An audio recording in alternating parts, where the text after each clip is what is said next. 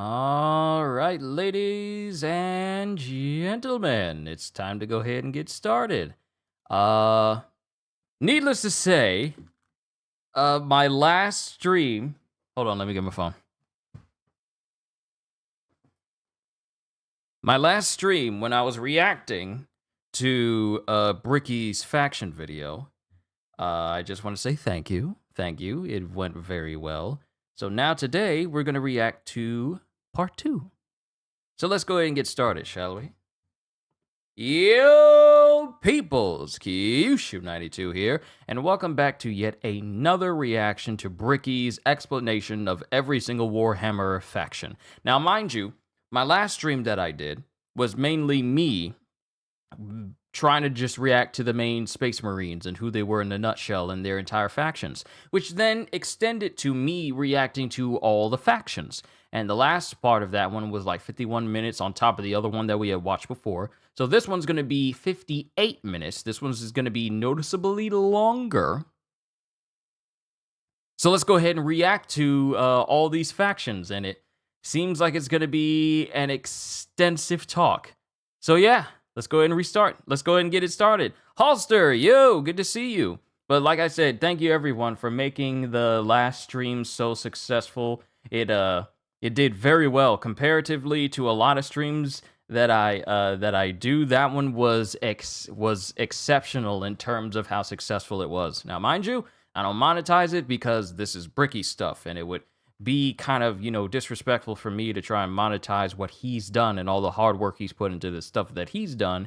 So I just want to say thank you for just looking at it and just tuning into the stream while it was live. And of course, to the people who have been instructing me in the ways of the Space Marines and correcting a lot of mistakes that transpired during that last session, including the thought process of lore-accurate Master Chief being on par with a Space Marine, which I've come to learn is not even close. Holster, but yeah, I just noticed the last Bricky reaction did very well. Yes, because people love Warhammer. Here's the thing. I got Warhammer 40k, but I had to get it digital because no place I went to had it actually physical. I went to Walmart, Best Buy, Target, even GameStop. No place had it. And GameStop only had it for people who had pre-orders for it.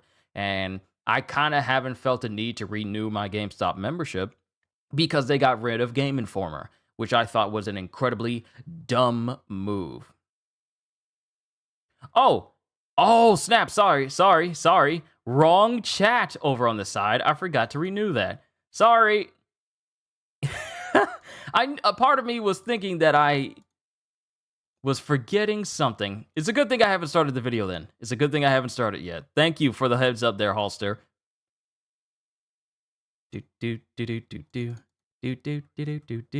after this, I'll rest. After this, I will rest and then set up for tomorrow's series for Warhammer 40k Space Marine 2, because I am ready. Because it's already installed, it's already ready. I was literally in the process of making a thumbnail for it. I was getting some pictures taken in front of my green screen because that's going to be a part of it as well. But now we're ready. Okay, long story, too long didn't read. I am ready to play me some Warhammer 40k. Gajil's been telling me to play it because he wants me to play it along with him, and I have been looking forward to it for a long time. But let's go ahead and get down to Bricky!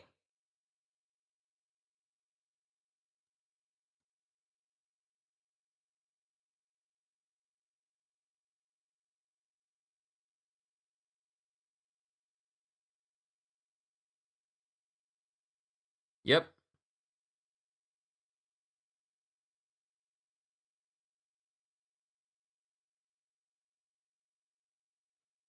Hmm.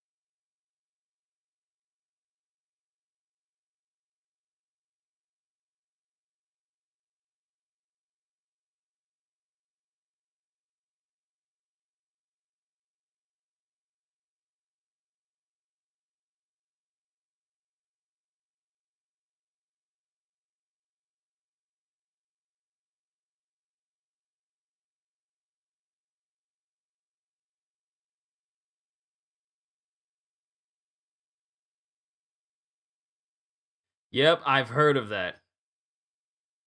I've heard of that quote so often. Mainly, I heard that whole "blood for the blood god" quote from like I've seen it in like sporadic YouTube comments, and then I heard it from Alicia when she was doing reactions to Warhammer stuff, and I was like, "That's a quote." And now, but yeah, I heard of it so many times, but now I know who it originates from.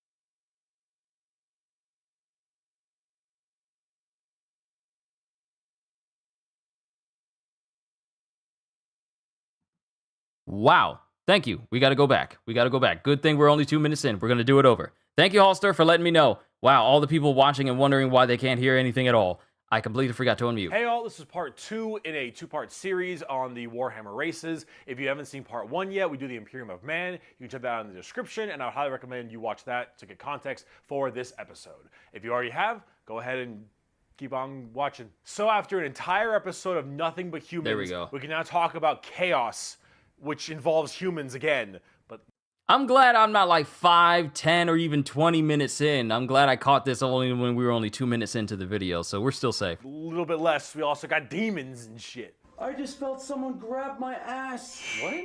Like hard, Nick. So, as I've mentioned many times before, we've discussed the warp, the immaterium, the hellish landscape, the purgatory dimension realm between the material realm of our existence. Now, in the warp, it's terrifying, horrible, there are demons everywhere, things are crazy, all your minds and thoughts and emotions get projected there. It is both formless and empty, it is vast and tiny, it obeys the laws of time and physics while simultaneously does absolutely nothing of the sort. It is a hodgepodge and a culmination of just unknowable, eldritch, horrifying shit. And there are 4 gods that permeate in chaos and the warp. These are the 4 major chaos gods. And if we wish to learn about chaos, we need to learn about each and every single one of these chaos gods. First up, we have Khorne, and he is the easiest. Khorne is your classic Satan.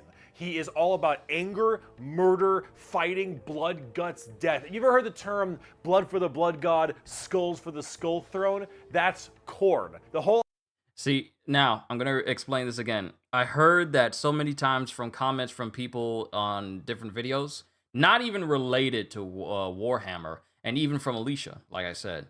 And I had no idea where it came from. Now I know. whole idea is that he is all about the fury and strength of battle. He doesn't care where blood comes from so long as blood is flowing. He wants to fight and murder and carnage and slaughter and death, death, death, death, death. That is Khorne.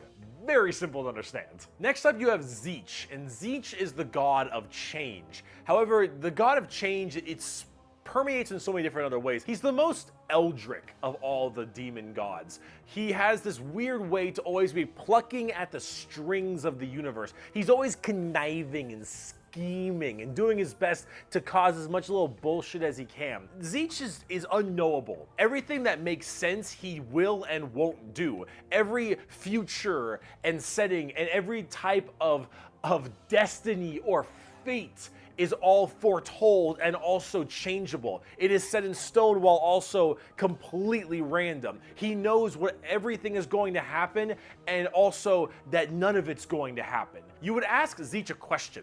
That question leads to 3 more questions, and those questions lead to the heat death of the universe, which asks 4 answers to those questions. And then he thinks to himself, what are questions even really? And are you even asking the questions, or are you simply giving paths to answers and other horseshit?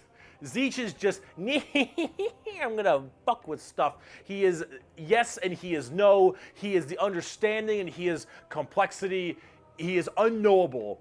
And that's what the God of Change is about. Very bizarre. And he likes birds a lot. I don't know why. Next up, we got Papa Nurgle. Papa Nurgle, he loves you for who you are. Probably not. He will murder you just the same. But Papa Nurgle is about Heard about rot, him in the last stream we pestilence, did. death, and decay. He is the end of everything. Him and Tzeentch do not like each other very much because where Tzeentch represents change and adjustment, Nurgle represents stagnation and death. He is all about miasma and pestilence and large bloat and pus and organs and people just being sedentary, sloth.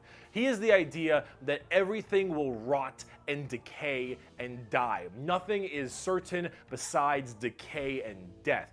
All of us will end up the same way, and broken down through just sheer never-ending decomposition. So the joke that Nurgle always loves you is generally because of that, because we all end up the same. We all rot, and we all die and wither. That's Nurgle, and he's got a general theme of course, pestilence and different kinds of diseases and sickness and things of that nature. That's generally Nurgle. He's pretty easy to understand as well, and he chunk! Finally, we have the youngest of the Chaos Gods, and that is Slaanesh, also known as the Prince of Pleasure or the God of Unspeakable Excess. Slaanesh is generally referred to with sex, but it's not only sex, it's just that's a good avenue if you want to make stuff. Slaanesh is just the idea of the senses of the body being cranked to not just 11, but more like 17. See, we'll discuss Slaanesh a little bit more when we talk about the Eldar, because they done fucked up, but she, he, it, or whatever, is mainly about just the excess of emotions. And therefore, sex is generally a large part of it. However, it's mostly pain and torture. Lots of pain, torture, but sometimes sexually related or drug related. Lots of drugs. Lots of drugs. Slaanesh gets off on everything. Extremes in happiness, extremes in sadness, extremes in pain and sadism and masochism. And of course, that goes along with the sex part of it as well. It's generally referred to with sex because of the color scheme, very purple, lots of exposed genitalia. A lot of their models have like exposed nipples and stuff. And that is generally the theme you go for from a physical side, but it really embodies everything, mainly pain and also the excessive amounts of emotion. So when it comes down to it, you'll find a lot of them have things like spikes or whips or any kind of BDSM style gear because it is unspeakable excess, the Prince of Pleasure, everything in excess to the point where it is just sheer frightening. That is Slaanesh in a nutshell. A little bit bizarre and a little hard to describe sometimes, but as we talk more about the Dark Eldar later in this video, you'll understand it far, far better and far more than you'd want to. Now you might be thinking, why would anyone ever want to join Chaos? They all look horrifying, screwed up, and just frightening things, right? Well, the thing is that, of course, one, your mind is put into the warp and the immaterium, so you can be easily swayed by chaos demons when they get into your head, especially if you're a psyker. Sometimes regiments of the less mentally strong people, whether they be civilians or, say, low-level guardsmen or conscripts, can be easily swayed by this and become chaos cultists and stuff, and they serve their dark gods and whatever god they personally refer. However, and this might seem strange, chaos in their own right isn't necessarily evil. See, the warp is every manifestation of emotion and being, every soul, everything of existence. This includes all the good things. All the different chaos gods have another side to their coin. Khorne might be death, murder, slaughter, slaughter, but he's also got this weird sense of survival of the fittest, trial by combat, and honor. Khorne will never lie to you. Khorne will never stab you in the back. Khorne isn't about conniving and scheming. Khorne is about straight up mono, you versus me, get in the ring, we're gonna murder each other hard right now. Real quick, that's a lot to take in. And if anyone's seen the roadmap for Space Marine 2, you know that they're going to be adding a new enemy faction into the game. And I would not be surprised if they add a faction affiliated with these four chaos gods. I wouldn't be surprised. But at the same time, pardon me if I'm truly not saying anything at the moment, because there's a lot of information. I'm learning. It may not be a good thing at the end of the day, but it is that other side of the coin. Him and Tzeentch generally don't get along because Tzeentch is that conniving schemer, but he's also about the idea of hope. Where there is change for your predicament. There is change for your problem. The hope of the galaxy, the ability to bend the world to your will, the idea that your fate is not set in stone, but in reality that you control your own destiny and can control it whenever you want, the changer of ways. That is Tzeentch. And of course, Tzeentch and Nurgle hate each other because while Nurgle does represent stagnation, death, and decay, he also represents finality, an ending. The fact that you can be mentally at peace knowing that you will end and how you will end. Fear of the unknown, fear of change is not present with Nurgle. With Nurgle, everything will rot and die, and that provides that finality, that ability that this is over. We are all the same, and we will all end the same. We know the meaning of life. The meaning of life is to live and die and rot. And with that, it brings peace of mind. Slaanesh is a lot more simple. While they are the excess of emotion, they are also the representation of emotion. Slaanesh embodies happiness. Slaanesh embodies excitement and joy and pleasure, not only in the sense of the physical, bam style of pleasure, but also everything else like food and drink and air on your cheek and sunlight, the feeling, emotion and feeling. All of that is also represented with Slaanesh. So, how many Golden Corrals or buffet lines do you believe are affiliated with Slaanesh? Because I'm pretty sure there are tons of people who feel so many different emotions just eating in excess. Pretty sure they'd align with Slaanesh in that regard. But that's just me. That's just my take on it. So, you have to ask, why are they always represented as super evil skulls and spikes on everything and want to murder everybody? I don't really got an answer for you on that one. My assumption is that because mentally humans may think worse thoughts even if we don't act on them, and therefore they're projected in the warp more. That one's a little bit weird. I don't know. This is me spitballing right now, but I don't know. You need a super bad guy. You already got the Imperium of Man. You need somebody to be a little bit worse than them. So you got demons. Honestly, who cares? I just want to buy like a bird magician. Look at him. So cool. So combining all this together on the tabletop, Chaos Demons are generally very melee based. Now, here's a question. Here's a question, because I'm just going to say this right now. For anyone who may have watched my previous reaction with Bricky, I've never played the tabletop, and I probably never will. The only reason why I'm really getting into Warhammer 40k right now is because, one, my friend Gajiel is into it and reading up on it, and he's currently playing Space Marine right now. I'm waiting until tomorrow so I can start my series fresh. But when it comes to this, and this will probably, and me playing Space Marine 2 and, you know, just looking into Warhammer stuff aside from Bricky will probably be the furthest I ever get with Warhammer. Because, frankly, what they've shown in Space Marine 2 is awesome looking. And it also, and that sort of thing makes me want to look into stuff, which is why I was looking into stuff about Journey to the West that I've never done before, simply because Black Myth Wukong looked that good, and is that good. So, and the same thing applies to basically everything else that I play, like doing tons of research concerning Grand Blue Fantasy Relink and all their characters and everything about it, and doing research on Elden Ring, and doing research on Spider-Man, and doing research on Skyrim, and all these different things that make me want to explore this world even further. Warhammer, it just happens to be another game that has piqued my interest in terms of learning about its lore and its history. while I'll never get into reading the books, I'm sorry, but I probably won't. I am mainly interested in the franchise as a whole, simply because Space Marine 2 has piqued my curiosity in learning about what this world is that has these big giant jokers walking around in giant armors, and they're just slaughtering all of these aliens one after the other. And then you have the devs saying, like, we don't have 4 players in this game because then the game would be too easy, because these guys are basically overpowered killing machines in every sense of the word, and 3 would balance the game. That's how you get my attention. We don't give you 4 players because then everything would die. So we gave you 3 so that the odds, so amongst all the hundreds of thousands you face, 3 Marines, Space Marines, equal the odds.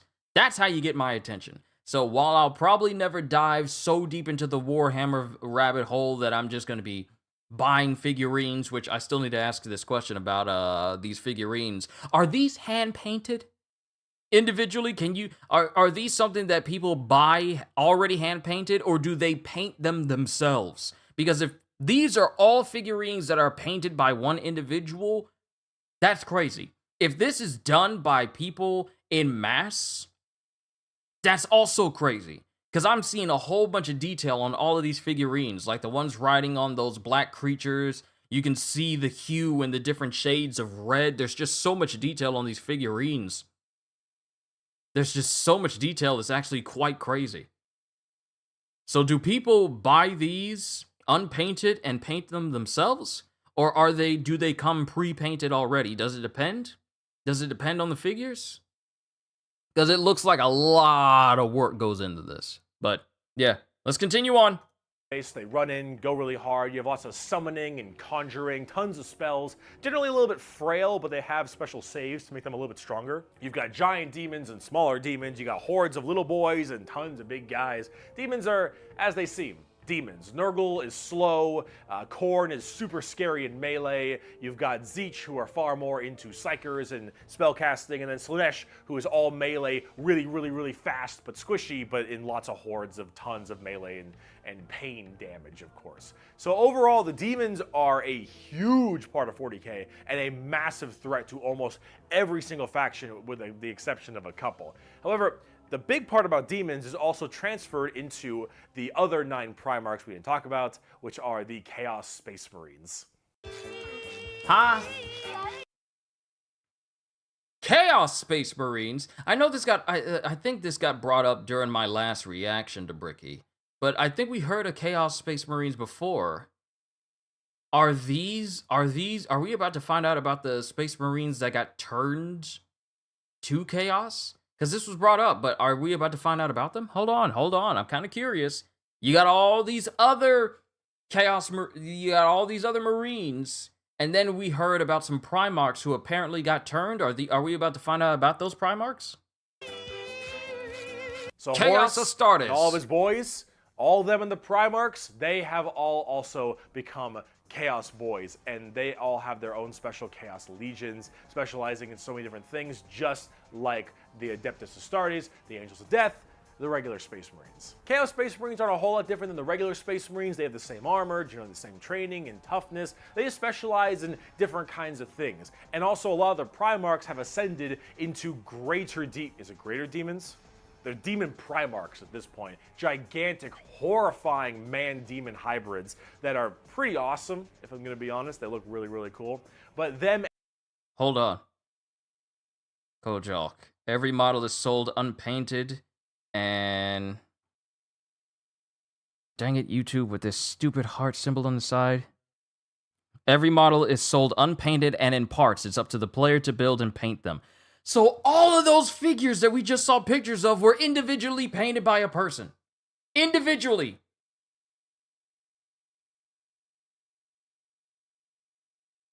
They're all painted by the person. That's insane. And people do this often. They do this often? That's a lot of time to be spending. I've always been curious about Warhammer 40k and glad I finally caught a live stream just watching your One Piece chapter 1125 review. Roland, good to see you. Welcome, welcome, welcome. But you mean to those things are all sold unpainted and all that detail someone put into in order to make them look like that? All the shades and the shadows and the shine and everything? That has to be individually painted. That's crazy. So imagine people who have hundreds of those things, hundreds of different figures for different factions, all of them having to be painted. The amount of time it would take. Look, I got like a Lego Infinity Gauntlet back there. I got the Batmobile from the Batman. And that's it. That's it. I got some figures that I've built, like the Moby Dick from One Piece, and Vader, and Boba Fett. They're all models themselves. And then I got Goku, and Naruto, and Frieza, and Ultra Instinct Goku, and Super Saiyan Blue Goku, and Broly, and Cell, and Frieza, and all these different, and even a full-on Gundam whose name escapes me. And I've built those, but I didn't have to paint them. You mean to tell me that people will get these models and they have to paint each and individual one, and if they're the same ones, they got to be painted the same way so that they don't come off as different?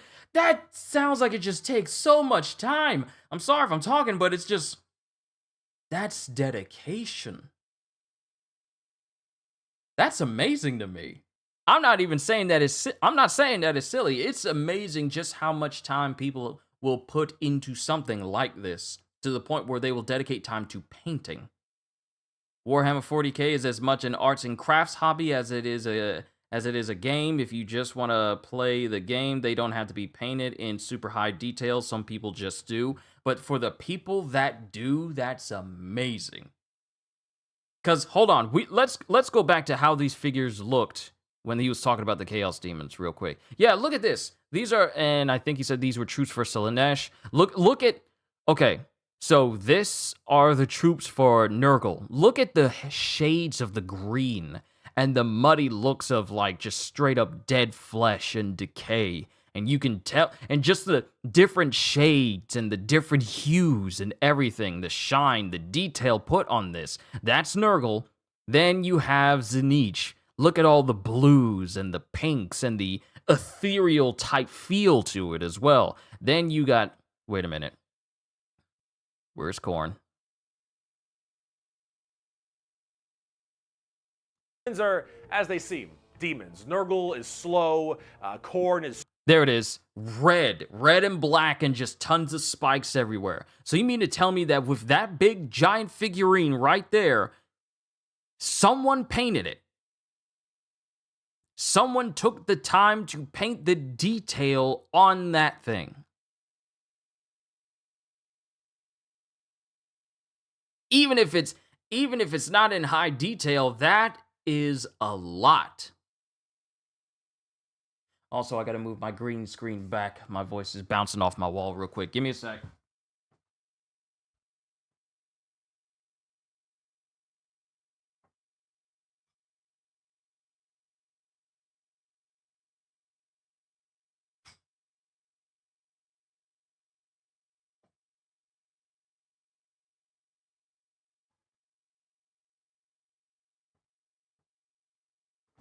All right.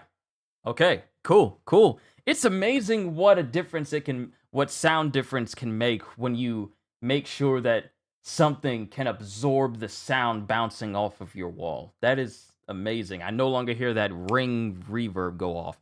But that's insane to me, the amount of detail that can go into these figurines. But back to the Chaos Astartes.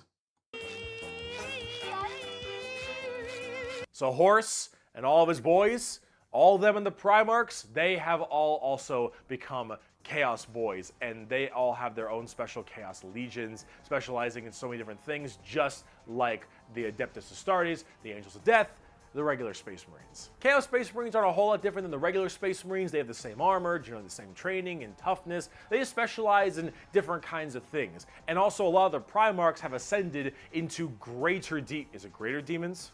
They're demon primarchs at this point. Gigantic, horrifying man-demon hybrids that are pretty awesome, if I'm going to be honest. They look really, really cool.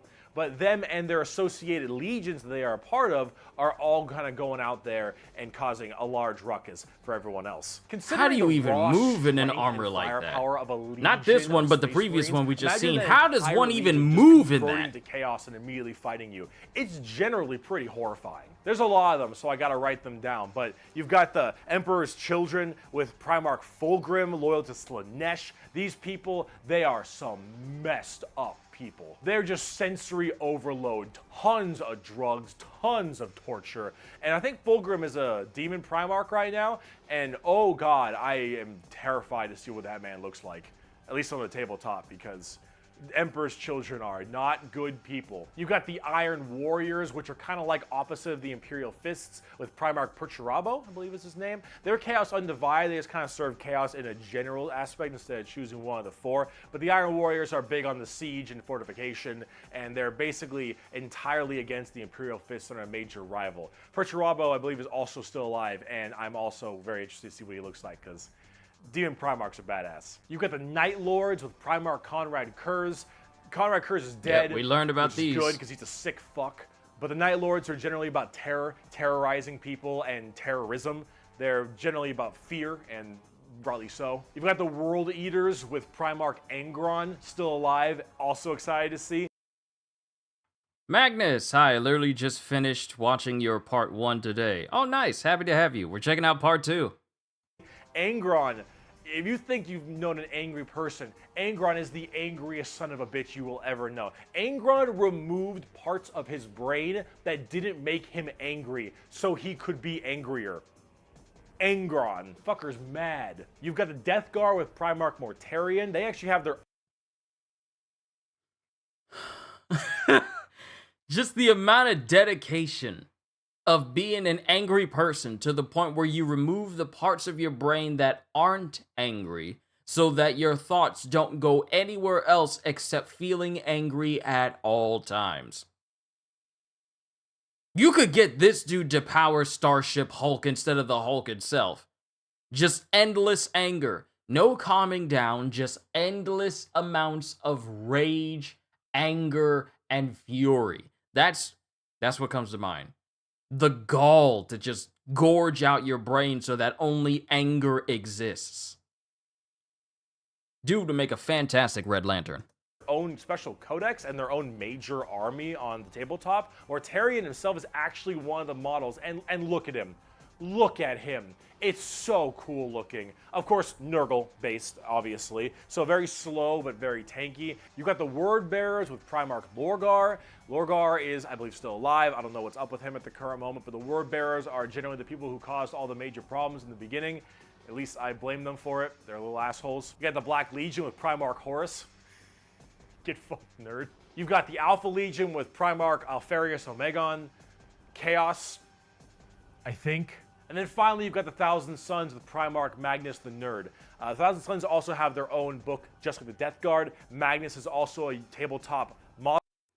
Look at this detail. Look at this detail.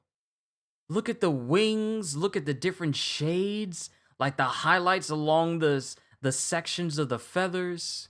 The gold pieces, how it looks, I wouldn't say stained, but there's so much detail to just these figurines alone.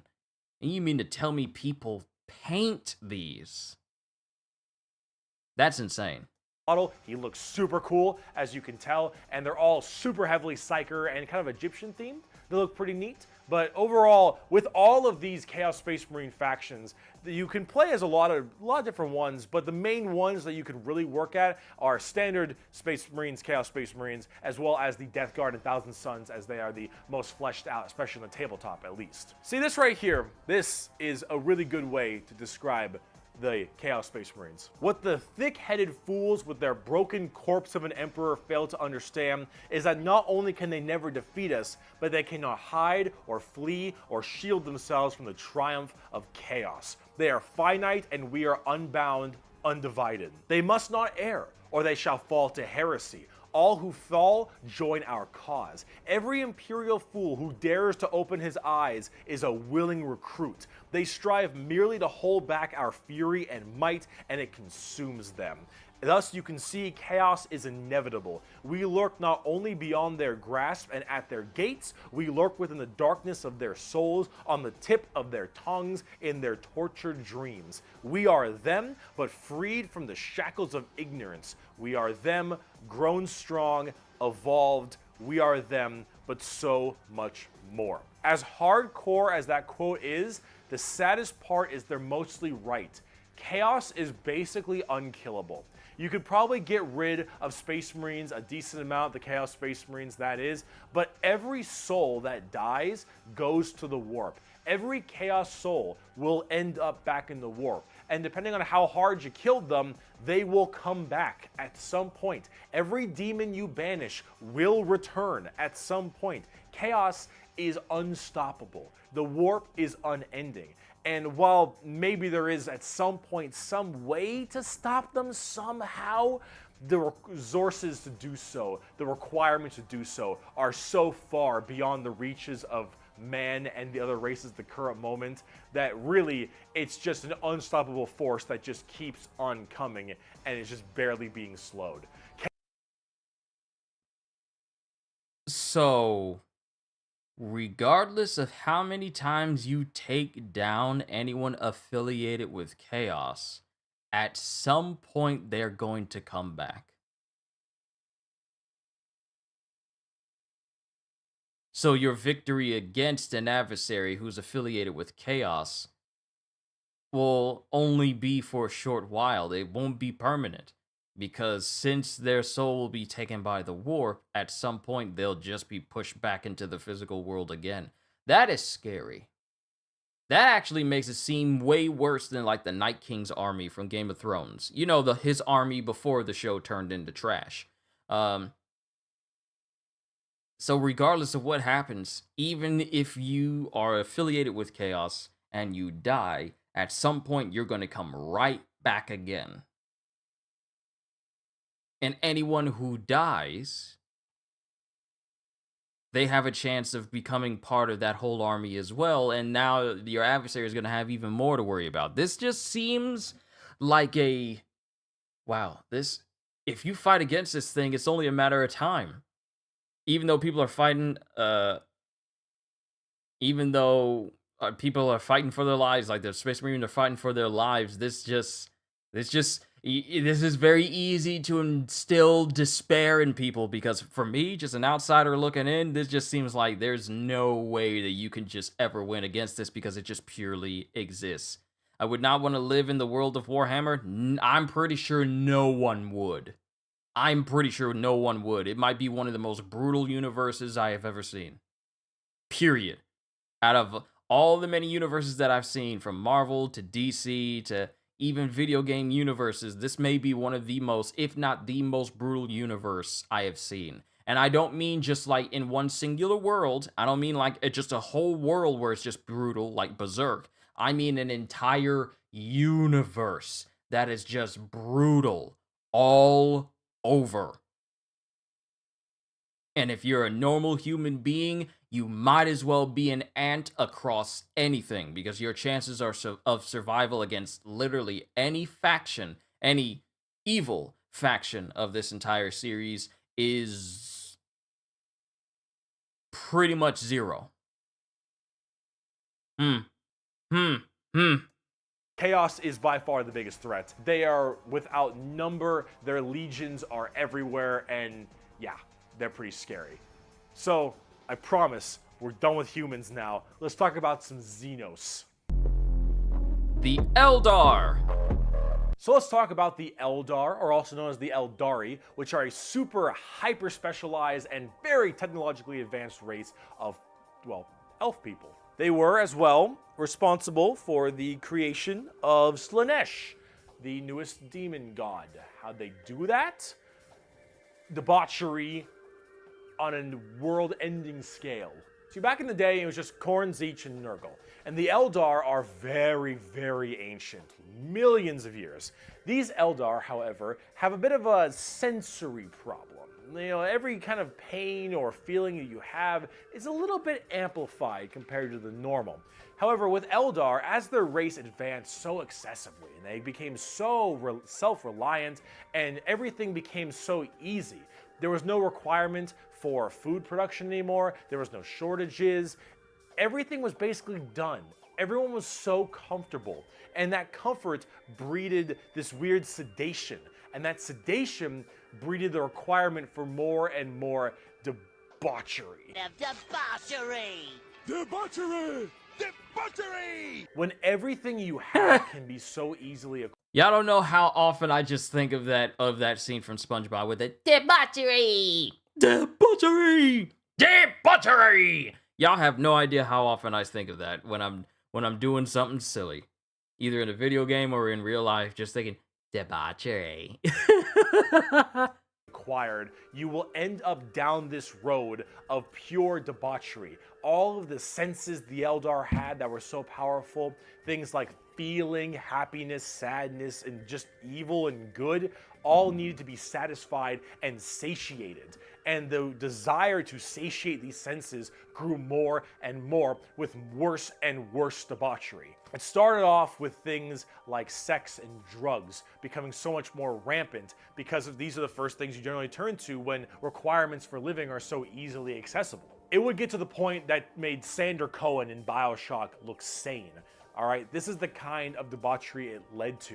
It was constantly satisfying and satiating these sexual and sadistic or masochistic fantasies that only elevated and elevated, and this was species-wide. People started going down darker, more depraved, and more violent paths as time went on. However, some people didn't entirely take to that. Some of the Eldar were looking at this depraved species that they had become and said, no thanks for me, dog, I'm good. And they bailed. These are the Craftworld Eldar. They left on these giant continent-sized starships called Craftworlds. They believed in learning the old ways of the Eldar and pushing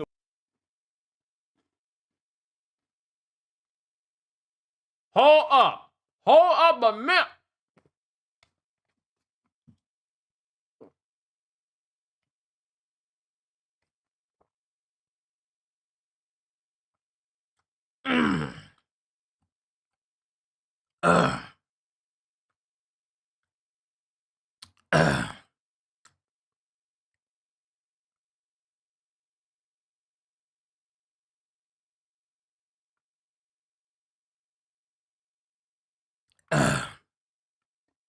Note to self, never try and chew a dry cracker, a dry Lance's sandwich cracker, and speak at the same time. That's never happened before, and I am never doing that again. What you mean, continent-spanning ships? Ships the size of entire countries? And you just got that in space? Granted, we just learned about an entire, main spaceship the size of a moon, so continent-spanning warships should not be a surprise, but how long would it take to make something like that? Imagine a giant ship the size of the United States. And that's what people use to travel throughout space. How long would it take to make a ship that size? That's crazy. Away from this depravity and debauchery and going back to their main roots. And so they would segment themselves on these giant craft worlds far in the outer reaches of space. They even had this thing called the Webway. Remember what we mentioned about warp travel with the Imperium? Well, the Eldar had something way safer called a Webway. And the Eldar Webway is actually like a pocket dimension kind of thing. And in that pocket dimension, there were also more horrible, depraved groups and clans that would spend their time in there. And if you imagine the debauchery was bad already, these were debauchery X10. So all of this continued, and it bloated until Slaanesh just burst forth. All that emotion, all that mental, well, thought processes, I suppose, all of this in such a condensed space. Don't forget, this is all being shot, all their souls as well, into the warp. All of this depravity right into the warp. So what happened? Boom! Slaanesh was birthed and killed off 90% of the entire Eldar population. Untold trillions had their souls ripped from their bodies and their actual fleshy bodies devoured by Slaanesh demons. The entirety of the Eldar race was eaten alive and their souls consumed to the Prince of Pleasure. All of them got fucked up. It was so bad that it literally ripped a warp hole into the fabric of the materium called the Eye of Terror. That's literally this like quasi horrifying gateway portal from the materium and the immaterium right next to Cadia. And it is horrifying. So this Slaanesh, also known as She Who Thirsts by the Eldar, slaughtered the entire population except for a couple. Those in the craft worlds were actually not affected by this as they were so far in the reaches of the galaxy. That crazy crack, that birth of Slaanesh, only affected the ones in the center. So these Craftworld Eldar were able to escape, but Slaanesh got their sights on them. Every time an Eldar will die, their soul doesn't just pass into the warp naturally. It goes straight to Slaanesh, Craftworld or not. What about those people in the webway? Well, imagine that giant birth happening, but they were only able to just barely get a grasp onto you. Slaanesh was just barely able to hold on. These people are the Dark Eldar, or also known as the Drukhari. The Eldar population right now is so massively small. It is minuscule compared to any of the other most of the other populations in the universe. The Eldar are consistently having issues trying to get their population up because as their souls are constantly being hungered by from Slaanesh, they realize their entire species is doomed. And they understand it very well. Since the time of the fall, our race has been haunted by what we, in our reckless pursuit of hedonistic indulgence, gave birth to. Though our dreams once overturned worlds and quenched suns, we are now but fitful shadows clinging to the edge of existence. All the stars in the sky cannot blot out the hateful glare of the red moon's eye. The birthing place of the great enemy pulses with all the malice of a demon that is dreaming, casting its shadow over all we have ever done and all we ever shall. Every twisted strand of fate and casting of the runes leads me to this time, to this place, and it is clear that the final battle awaits me at the ancient Crone worlds, a conflict the likes of which has not been seen since the Monkai warred amongst themselves and their corpse of a seer fell to his traitorous son. Is coming, and all my steps lead towards it, no matter that I walk other paths. I see the stars stained red with the blood of the Monkai, and though their wars do not concern me, I would gladly let them destroy one another. I know that to avoid this fight is to condemn my race to inevitable doom, and though all I see is darkness, I know that I will not flinch from my destiny. And now let's talk about cute plastic models. Bro. Real quick. So, as a whole, for the Eldar, and them basically creating Slaanesh with their actions, imagine you have a whole world where you just decide to go crazy and explore the absolute limits of your emotions in every single facet possible, and you do it for so long in such a large planetary manner that it creates a god of chaos. All of that debauchery, all of that times 10, and you wind up creating a god in chaos from you deciding to do that. Gajil, my bro, it is good to see you. And we have Erwindo. Good to see you as well. Hi, new subs. Hell, hi, hello. Now, just in case anyone is wondering, My deep dive for Warhammer lore on this channel is only going to go as far as Bricky's videos that I'm doing right here. And I'm going to dedicate the rest of my time with Warhammer when I'm playing Space Marine 2. Don't count on me going through every single facet of Warhammer. I'm just looking at Bricky's video, because this will at least get me introduced to the world of Warhammer 40k in a way where I can understand, like, oh, okay, I kind of get this while I'm playing Space Marines. Now, I'm probably not going to get every single reference that happens in Warhammer 40k, but I'm just using this as a stepping stone for me to at least understand the world I'm going to be entering into once I start playing the game tomorrow. So don't count on me covering like a ton more Warhammer stuff after this, because this is really just me getting my foot in the door. So I'm just in case anyone is wondering if I'm going to cover anything else Warhammer lore stuff related, I probably won't. This is just me for now, pertaining to me playing a game that's dealing with this universe. I just thought I'd get that out there. So this is what Twitter users are gonna cause to the world in the distant future. That's scary. They wish they had this amount of power, but they do not. All they can do is just scream into the void and hope that someone is dumb enough to listen and like and repost their stuff. But that's as far as it gets. They truly do not have as much power as they think they do, because people stupid. I'm straight up not having a good time.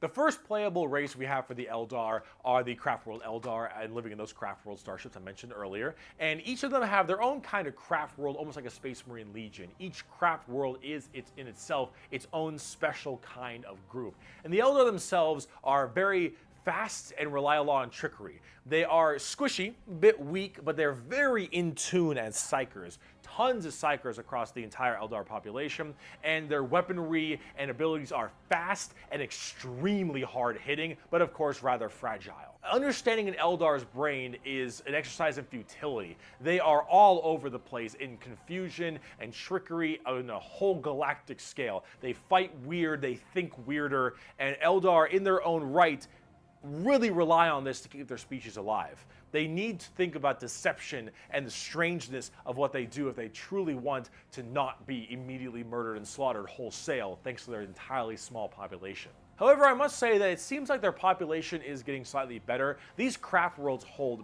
millions upon millions of people. And as they continually, reproduce and have their craft worlds expand, losing a few people in battle, while hurts a lot, they aren't really losing what's extremely precious to them. It's not like every single death means the death of their species. It seems like they're kind of on the upturn a little bit. They're still a doomed race being sucked into Slaanesh every time someone dies, but they are definitely doing a little bit better than they were before. Eldar are fast, cunning, and what they don't make up for in tankiness, they make up for in extremely advanced weaponry. They also call humans Monkai, which is something I mentioned earlier. That is a derogatory slur for humans in the Warhammer world. Why is it called Monkai? Well, it's because you can't, in your game, call people monkeys. On the tabletop, exactly what I figured said. as much. I figured that's what they were calling people. Generally pretty squishy. Julian, what is going on, my trucks, friend? And move at Mach 5. Fast, hit hard, die fast. Exactly how it sounds. They've been good for a very long time, too. We bring only death and leave only carry on. It is a message even a human can understand. Eldar. So, Drukhari. Let's talk about the Dark Eldar. Hey, it's the lady from the cover art. That's fucked up. So those people I mentioned in the webway, in the super deranged cults and the depraved people of the Eldar, in the webway, they didn't quite get a hold onto them. Slaanesh has them, but they Real quick, let me go back. And not monkeys. Called Monkai? Well, it's because you can't, in your game, call people monkeys. And yet Frieza is able to do so freely. Back to where we were. People I mentioned in the webway, in the super deranged cults and the depraved people of the Eldar, in the webway, they didn't quite get a hold onto them. Slaanesh has them, but it has them on by the pinky finger. And they're slowly being consumed by Slaanesh, but they found out they can stave her off by doing Slaanesh things. The Dark Eldar are by far the worst, most horrifying, disgusting, depraved, and brutal race in all of Warhammer 40k.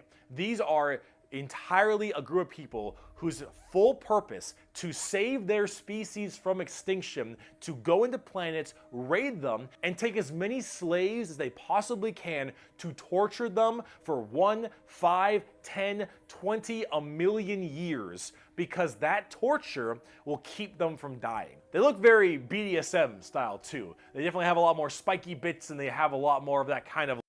Yo, what's going on, Angelo? Well, Frieza is a villain. True, true. So far, you got to the orcs yet?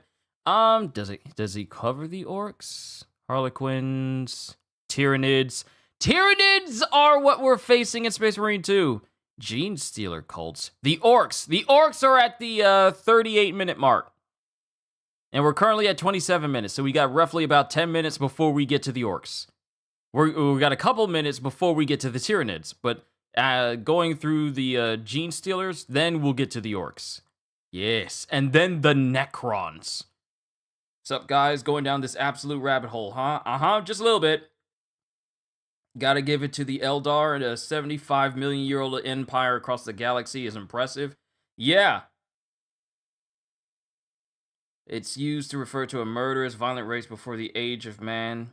They used to call other races Monkai until they met humanity. Figured as much. Let's continue on.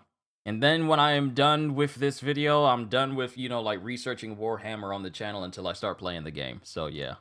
Leathery black look to them. But let's say you are an upstanding Imperial citizen, living life on a regular planet. You get invaded by the Necrons. The Necrons will shoot you with a deatomizer, and you will be destroyed in a millisecond, and that's it. Not the worst way to go. You are invaded by Chaos Marines or something. You take a bolter shot to the head or a chain sword across your stomach, and you get cut in half. Painful, but not the worst. The orcs arrive. They beat you to death. Hurts, but, whatever. Tyranids, they eat you alive. It's pretty rough. The Dark Eldar. This is going to get a little graphic. I apologize. You pray you die. You don't. You are instead taken as a human slave. Your life will be endless work and agony, 24/7. They will make sure you can't not die, as your pain satisfies them. They will hook you up to all manner of torture devices. They will inject pain-based stimuli drugs directly into your nervous system. They will slowly run razor blades across your skin. They will fillet you and pull out your teeth and your fingernails one by one. Nope. You lost me. First my teeth, then my fingernails, and no.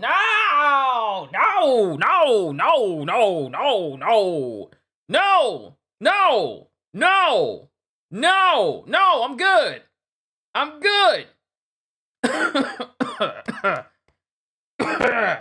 No, I'm good. No, I'm good. I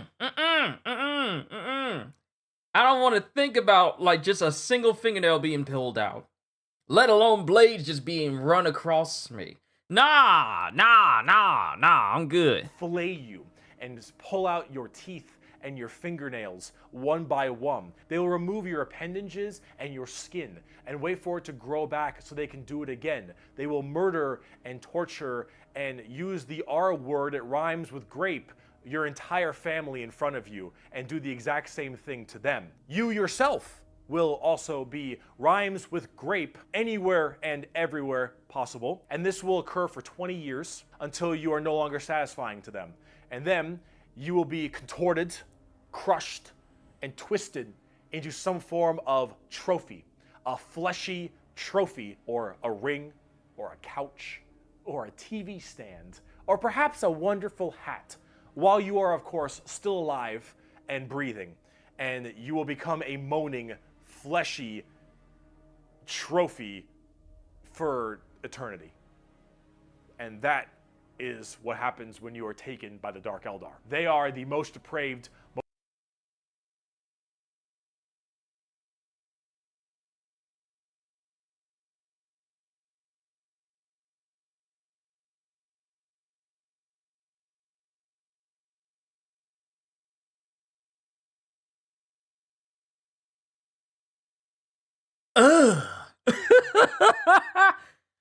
The nerve pain inducing drugs wasn't enough. It came down to pulling teeth and fingernails. Cause like, And the thing is, I'm pretty sure those sensations will be amped up because of the nerve pain inducing drugs. So whatever pain you're feeling will be amped up because of it. So that everything is just bad. Everything is bad.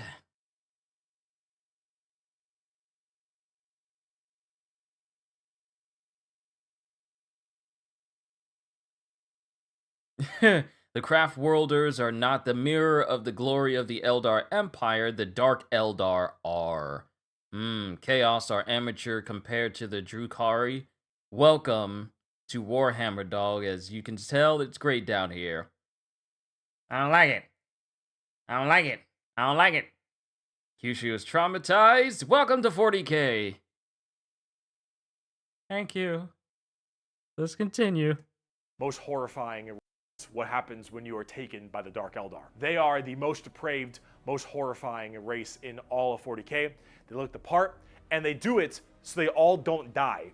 They are literally forced to do this, because if they don't, Slaanesh's grip will get harder, and they will have their souls pulled away. So long as they keep doing this, Slaanesh is like, "You're doing good, man. You're doing solid. You keep that shit up, you elf-eared bastards." That's the Dark Eldar. That's the Drukhari. They are horrible. On the tabletop, they're actually kind of like Eldar, but more extreme. They are even squishier than the Eldar, but they hit generally even harder. Fast attacks, skirmishers, really quick, speedy, like get around them, do a lot of damage, get away kind of stuff. So they're basically glass cannons. Hit and run glass cannons, then. You really know how to welcome a guy. Most of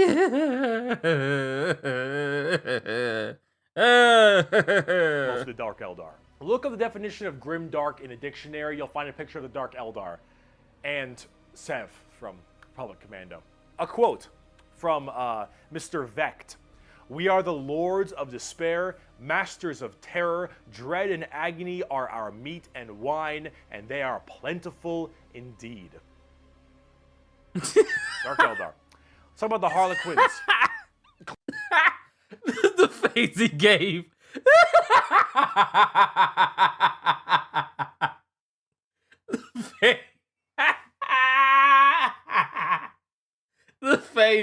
The face says so much after reading that.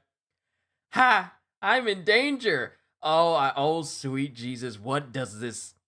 Why are these individuals such a thing? This is the most heinous stuff I have ever seen. Just a smile on the face. Because there are no emotions that there is no emotion to show on your face that just utterly describes the Drukhari. Apparently. Dark Eldar. I mean, the Harlequins. Dark Eldar. Let me get that right. Dark Eldar. Dark Eldar. Let's talk about the Harlequins. Clowns. What's the matter, Andy?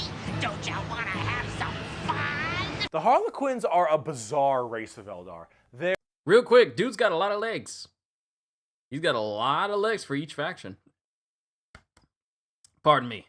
Hiccups. Let's see. Asdrubal Vecht is the overlord of the Dark Eldar. Is one of the most hated characters in Warhammer 40k. I like how even though the Imperials and sentient Xenos all hate each other, but they all hate the Dark Eldar collectively more. Because they're just that horrible. They're demonic clown performers. They're like a weird mix of Sander Cohen from BioShock and Jin from League of Legends, but in a more clown theme. They're artists of death and perfecters of their craft. They do not belong to Craftworlds or any of the weird Drukhari people. They guard something called the Black Library, which is this giant tome of never-ending knowledge deep in the heart of the Eldar webway, and also guarded by their god named Kegorok, I believe is how you pronounce his name. He is the laughing god. But It's the Eldar's laughing god, and these are the Harlequins, the Harlequin clowns. These are Eldar clowns, okay? So imagine the things that an Eldar, these depraved individuals, would find funny. And this is the god of that. It's a horror clown. These are gods of horror for us normal people. For them, So they have their own Pennywise that they worship. They have their own Pennywise. Fantastic. Pennywise Joker, I'd say. Pennywise Joker. they're like, oh, it's so funny. They're all Joker-wise. dying horribly. Honk, honk. They're very bizarre and difficult to describe. They've escaped the ruinous powers of Slaanesh somehow, but their main thing is guarding that black library. And the Harlequins just... They're demon clown performers. They're barely any models on the tabletop. They're good at melee. They're demon clowns. I'm not sure. I got...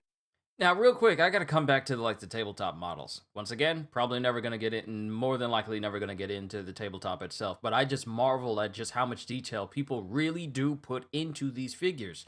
Like, having to individually paint those checkered sections on the leg, and across the arms and across the chest, that must take a painstakingly long amount of time to do. In each individual spot. That's, once again, that's crazy to me. And quote, "It is too easy for an Eldar to embrace the obscene virtues of chaos, for Slaanesh is nothing more than a manifestation of the Eldar mind in its most wild and unconstrained form. Human morality is meaningless to the Eldar, and to the dark side of the Eldar mind, all life is to be expended at a whim. Cruelty and generosity are but the impulse of a moment. Beauty and sensuality are virtues that can be expressed in bloodshed just as easily as in song. To an unfettered Eldar mind, there is neither sanity nor madness, but merely a wave of perfect existence fulfilled by its own savage momentum." They're very strange. The Harlequins, Drukhari, Eldar, they are an anomaly that make humans seem completely easy to understand in comparison. They range from rekindling their civilization to horrifying murder and also clowns. They're all over the place, but honestly, they represent quite well and are rather interesting, especially with the whole Slaanesh murdering everyone bit. So, yeah, Eldar. Now, bugs. Ma, they following me, ma. Tyranids! The bugs. The Tyranids. Now, you want to talk something a lot more fun, a little more simple than all this crazy Eldar shenanigans? Let's talk the Tyranids. They're bugs. Do they look like Zerg? Hell yeah, they look like Zerg. You want to know why they look like Zerg? Because they were actually supposed to be what Zerg were. Apparently StarCraft was supposed to be a 40k game in the beginning, hence why they look so much like Eldar, Zerg, and the Imperium of Man. Like, kind of Space Marine-y, those Marines, huh? They look a little bit Space Marine-y to me. Maybe. I don't know. You really fucked up on that one, Games Workshop, didn't you? Yeah, real quick. So when I was growing up, and I knew nothing about either StarCraft, knew nothing about Warhammer 40k. I had a hard time discerning what made them so different. Because I would see them, but I didn't know what series they were from, and I was thinking, like, are these a different version? Are these like a different version of these other dudes that have these big armors with like glowing red eyes? CDs, good to see you. So for the longest time, I thought they were just kind of similar to each other. How am I doing? Oh, I'm doing fantastic. I'm streaming my reaction to this. I already read Sakamoto Days for today. Had a nice fish and chips type lunch. Had me multiple bottles of water. I feel good. I'm preparing for Space Marine 2 tomorrow. Hey, I'm blessed, man. I'm blessed. I'm just enjoying myself. Just learning some Warhammer 40k lore so I can be more knowledgeable about the series when we start tomorrow. Tyranids are...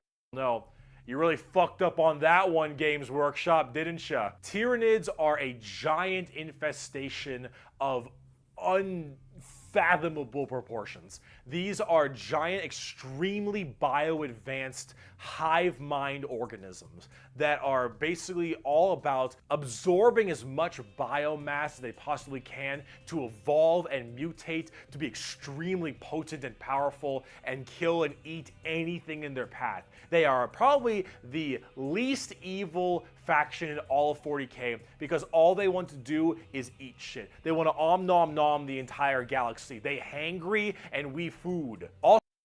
Bro, did you hear the news? What news? I haven't. I don't know nothing. Just learned 5 minutes ago. What happened?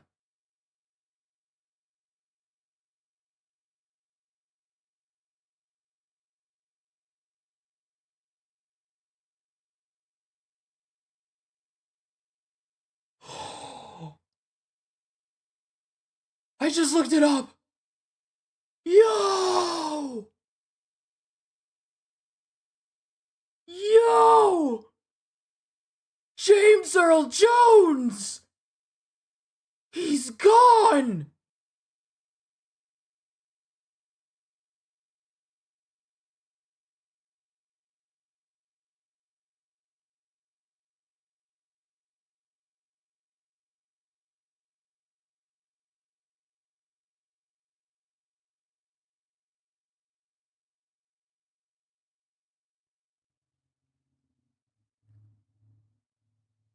Wow.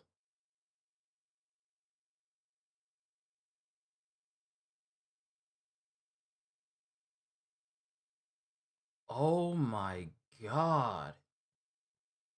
He was 93.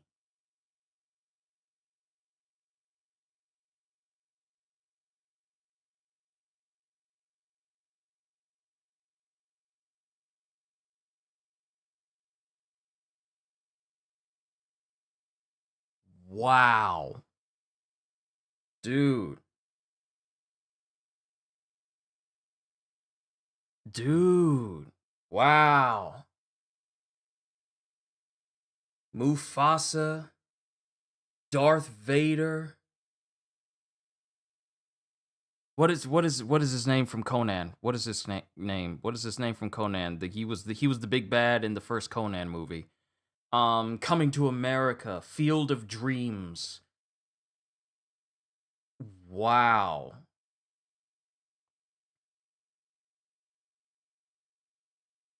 God needed his voice back. Yeah.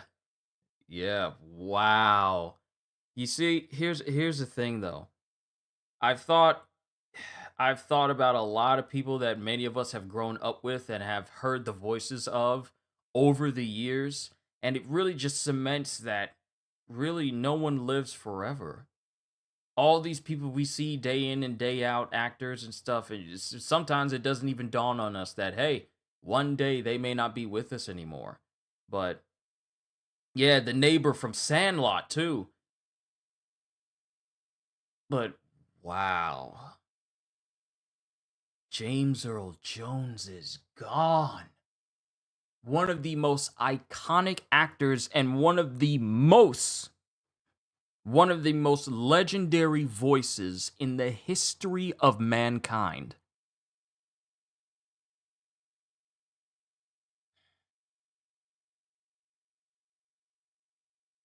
Wow.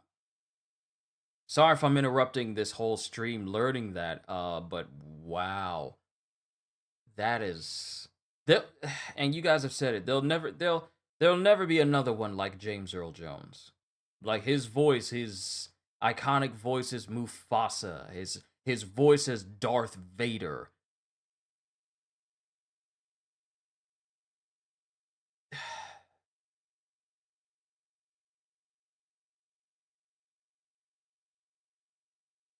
Man, he was on Sesame Street too, doing the alphabet, and he even did that with dignity and grace. Just the air around James Earl Jones was just one of, I want to say, reverence, because the dude was so legendary. You wouldn't say anything bad about James Earl Jones because James Earl Jones was that dude. You put some respect on that name. Even though I am a Warhammer lorehead, James Earl Jones passing is a big deal. It is. It is. Because many of us, I'm 32. I was born in 92. Many of us, if not all of us here, have grown up watching something his voice was attached to. A lot of us may have watched The Lion King when we were children. Sorry to stop the stream. Oh, you're fine. You're fine. You're fine. I got pretty much a free day aside from working for tomorrow's stream for Warhammer. But we got time. We got time. We got time. Growing up, my first instance of hearing James Earl Jones' voice was on The Lion King as Mufasa. And it was just something about his voice that just felt so legendary to me. Then fast forward a number of years where I watch Star Wars and I hear him voicing Darth Vader, and that alone cemented Darth Vader as one of the most legendary villains in all of history. Because they tried to have the person who was the physical presence of Vader try to do it with his voice, but it lacked the oomph.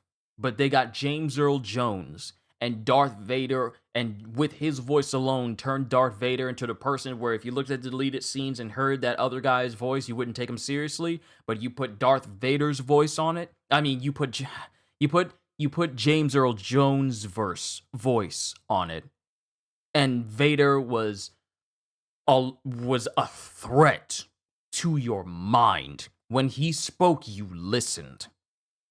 And of course, there have been plenty of people to fill in the role of Darth Vader after James Earl Jones. But one of the most iconic ways that James Earl Jones came back as Vader was in Star Wars Rebels and Star Wars Rogue One. Rogue One, a Star Wars story. That be careful not to choke on your aspirations, director. Just something about his dulcet tones just sold every single character that he ever played. And a lot of characters that he played, sometimes when he was smiling and you heard that deep voice, it was like, this dude was literally born to play this part. He was in John Wick. He was. Are you thinking of Lawrence Fishburne? Because that's Lawrence Fishburne. James Earl Jones is much older than Lawrence Fishburne. You're thinking of Lawrence Fishburne, who played Morpheus in the Matrix series. James Earl Jones, if you ever watched Coming to America, was Eddie Murphy's father in that movie. So Lawrence Fishburne, James Earl Jones, completely different. Now, I wonder if he might have had a small appearance in Andor Part 2, if I remember correctly. That show's done shooting, right? I don't know, because one, I've never watched the entire first season of Andor. Even though people said that it was extremely good, I just never found the time to just sit down and watch it. But you know what? Real quick.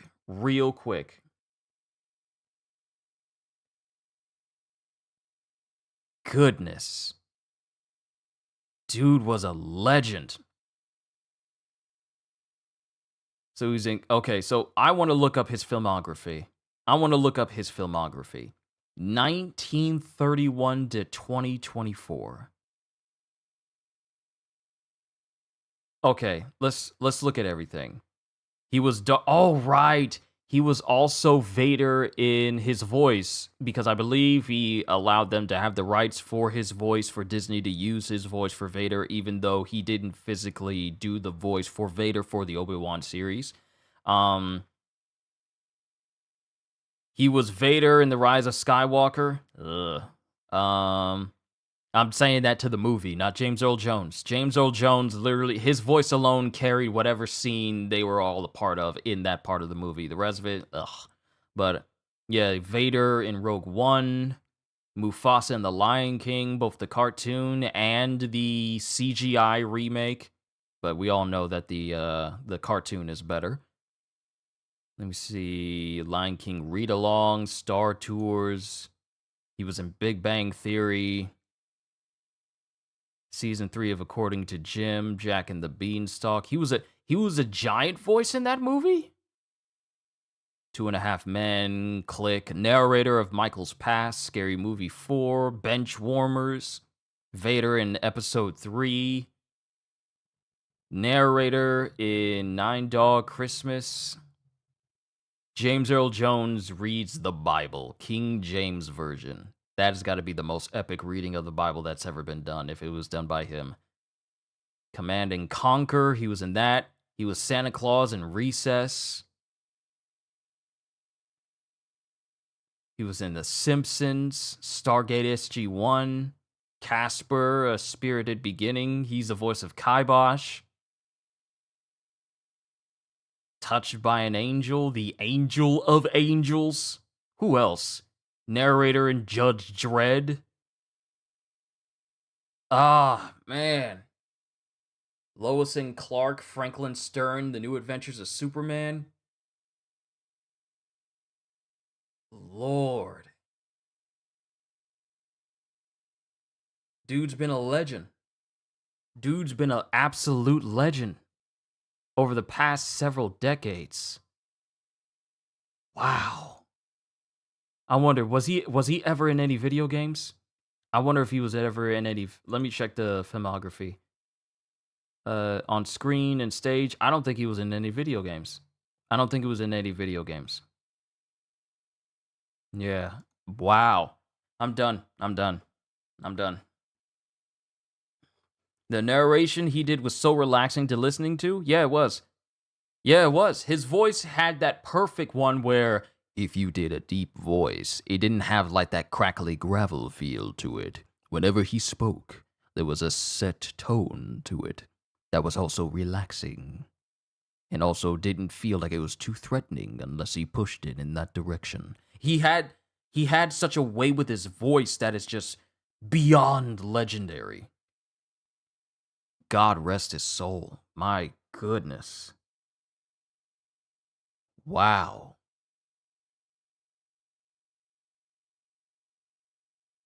That'd be the same as if we heard Anthony Hopkins passed. Because that dude's voice is legendary. Not only his stage presence, but his vocal presence as well. James Earl Jones was that dude. I can't stay on this.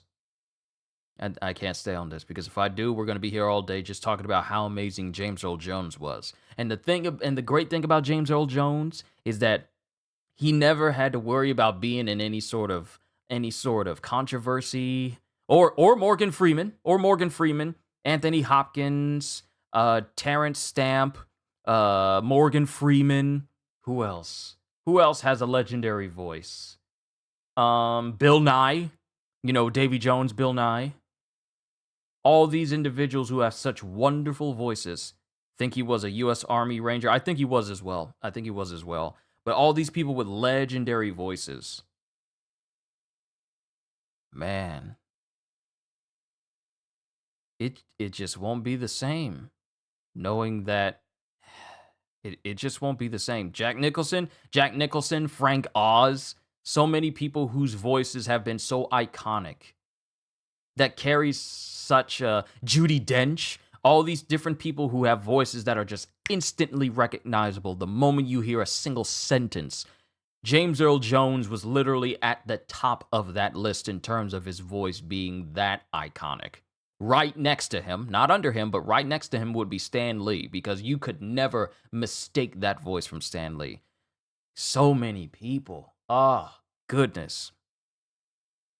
Let's continue. Let's continue. Let us not turn this into a mourning, but let us turn this into a celebration of life for James Earl Jones and just how much he's impacted our view of different media because his voice and his presence was a part of it. Star Wars is better because James Earl Jones's voice as Vader cemented it as something, I need to hear this person voice this character again. So, Star Wars is better because of James Earl Jones. People getting into Conan, not just because of Arnold Schwarzenegger, but also because of James Earl Jones being the big bad in that movie and his overwhelming presence in it.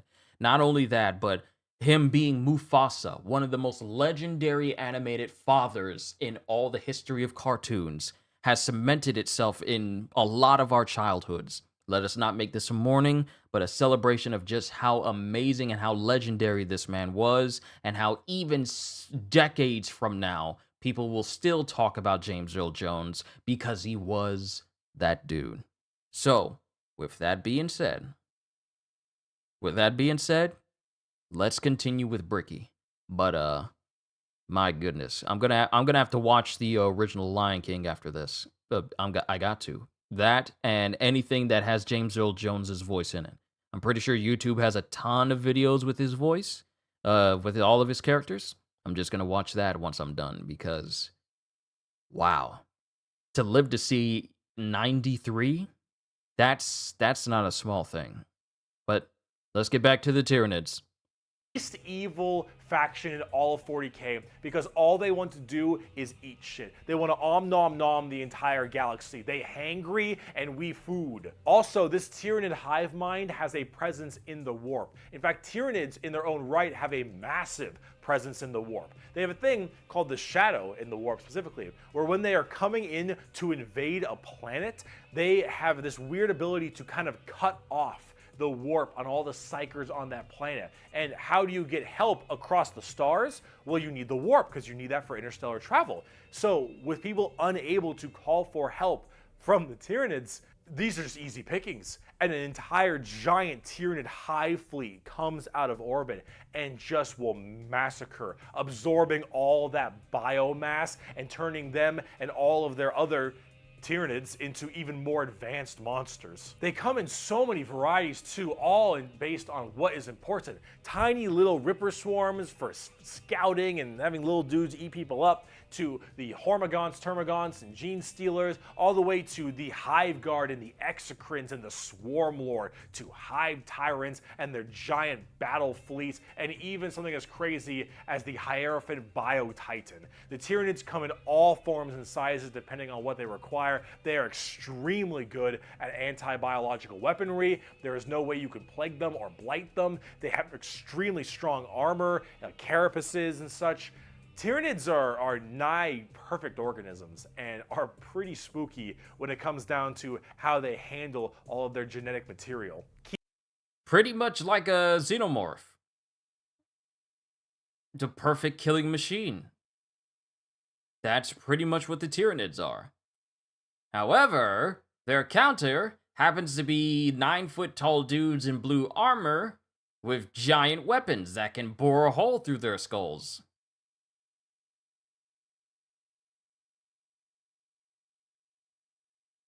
Do you even understand how big of a thing is cutting off the warp?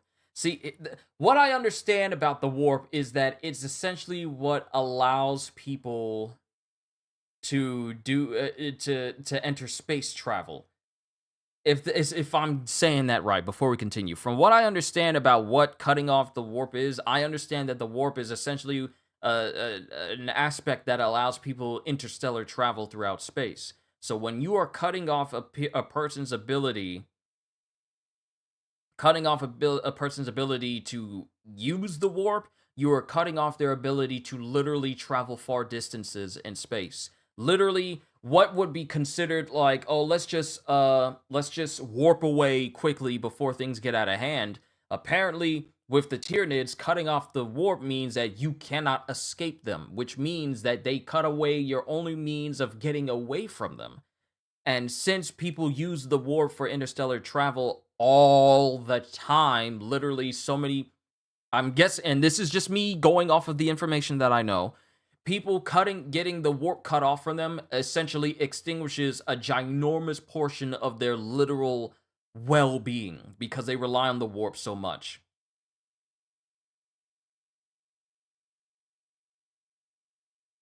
It's the warp, it's literally afterlife. So literally, when they cut you off from the warp, they cut you off from any existence outside of dying. You don't get to pass on.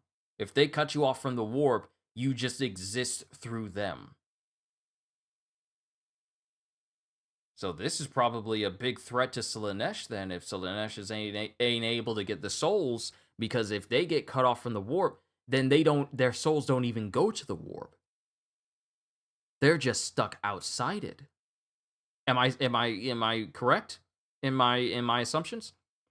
Shadow in the warp, no communication off-world, and no faster than light to or from said planet.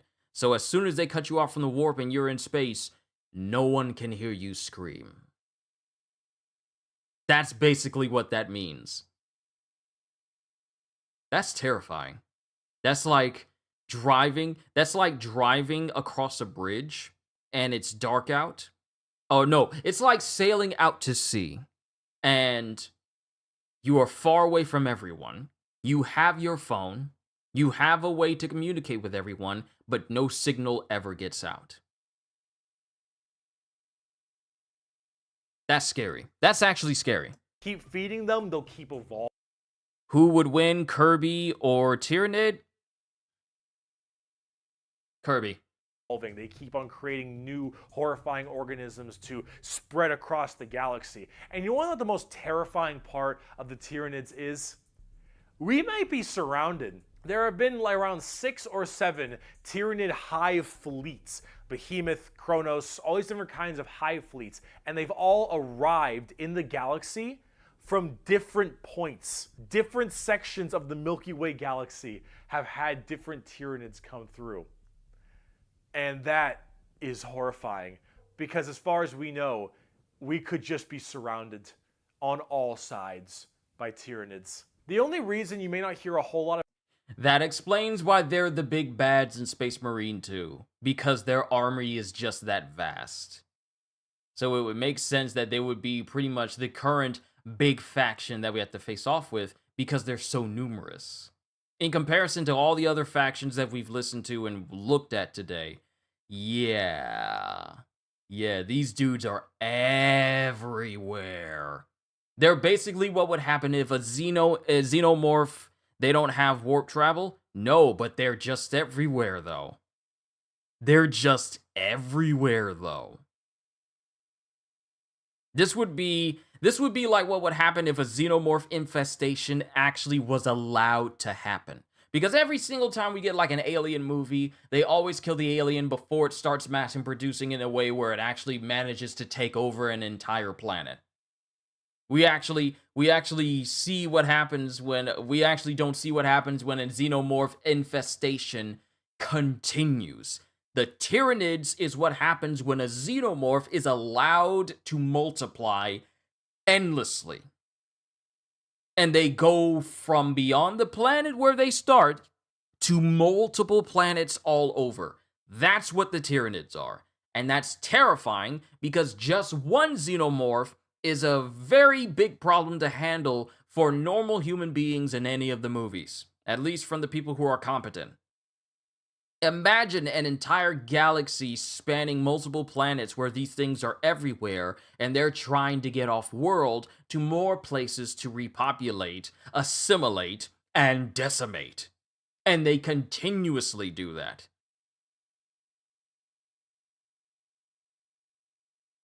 Let's see, oh yeah, they adapt almost immediately. You kill one, 10 others appear with a counter. They're basically Doomsdays. They are basically alien versions of Doomsday from DC. Because those who know who Doomsday is from DC know that whatever you kill Doomsday with, he comes back to life, immune and invulnerable to the last thing that killed him. So if a bolter kills one of them, 10 more will come back, and then they are suddenly adapted to being resistant to a bolter. Use a melta, a couple more start to become resistant to the melta. So now you're getting an entire army where they just keep adapting against everything you use against them. To the point where you're just going to have to keep adapting your stuff to keep them guessing. Otherwise, you will run out of things where it can kill them, and they will kill you. And I imagine their ability to replicate and create more of themselves is insanely fast. This is worse than Doomsday. Of course it is, because it's a ginormous galaxy-spanning alien species that work like Doomsday. One Doomsday in the DC universe is enough where even Superman and even Darkseid take pause in contending with him. You got thousands upon millions of these things in space. Millions upon millions of these things in space. No, I ain't going to the Warhammer universe. I'll enjoy killing them in Space Marine 2, but I would not survive. I would not survive.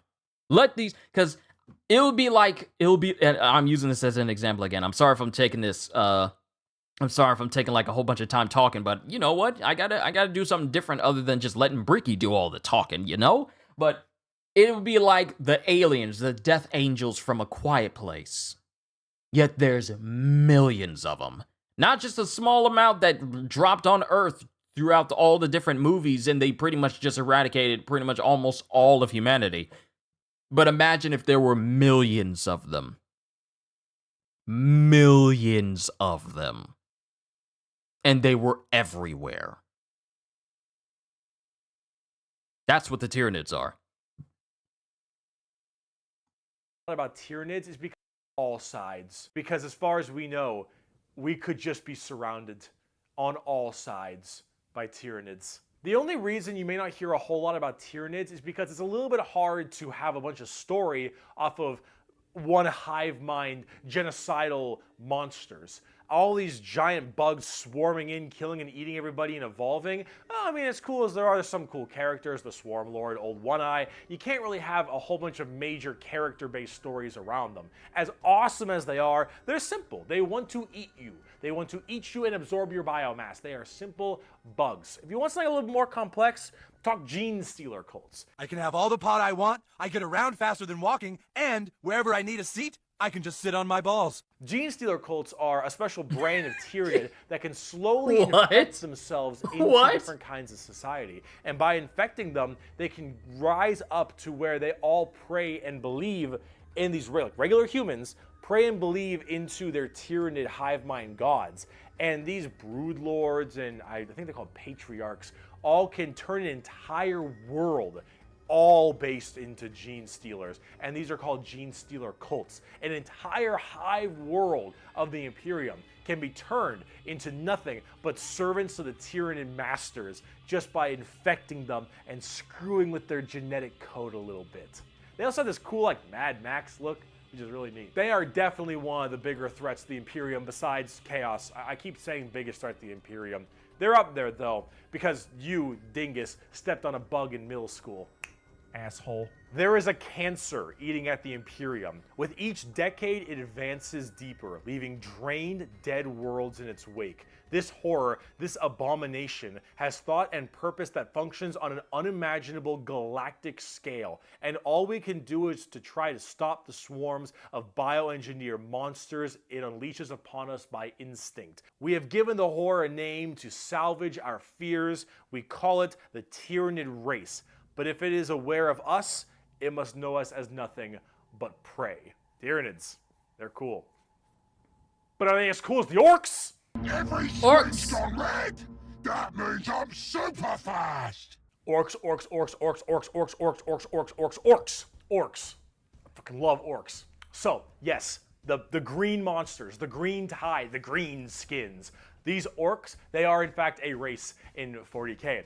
The orcs are as exactly what you expect them. They have archaic weapons, they're big boys, they have axes, and they have got big old teeth, and they want to kill everything, and there are so many of them.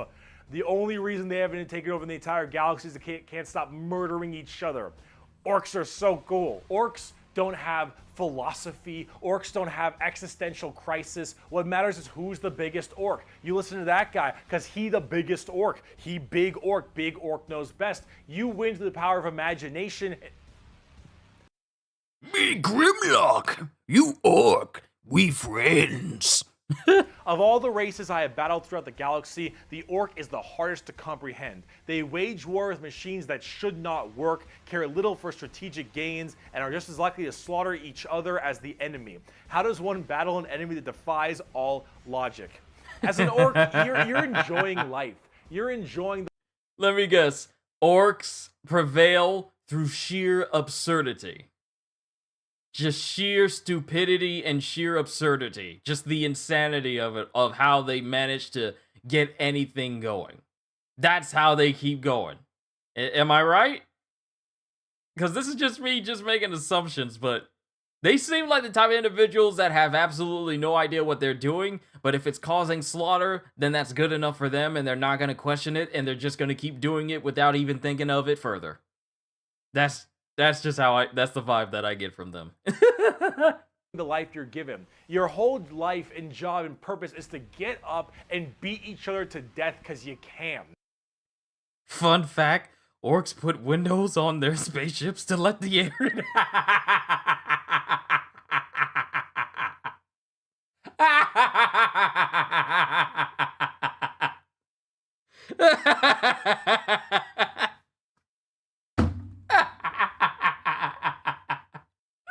I like that one.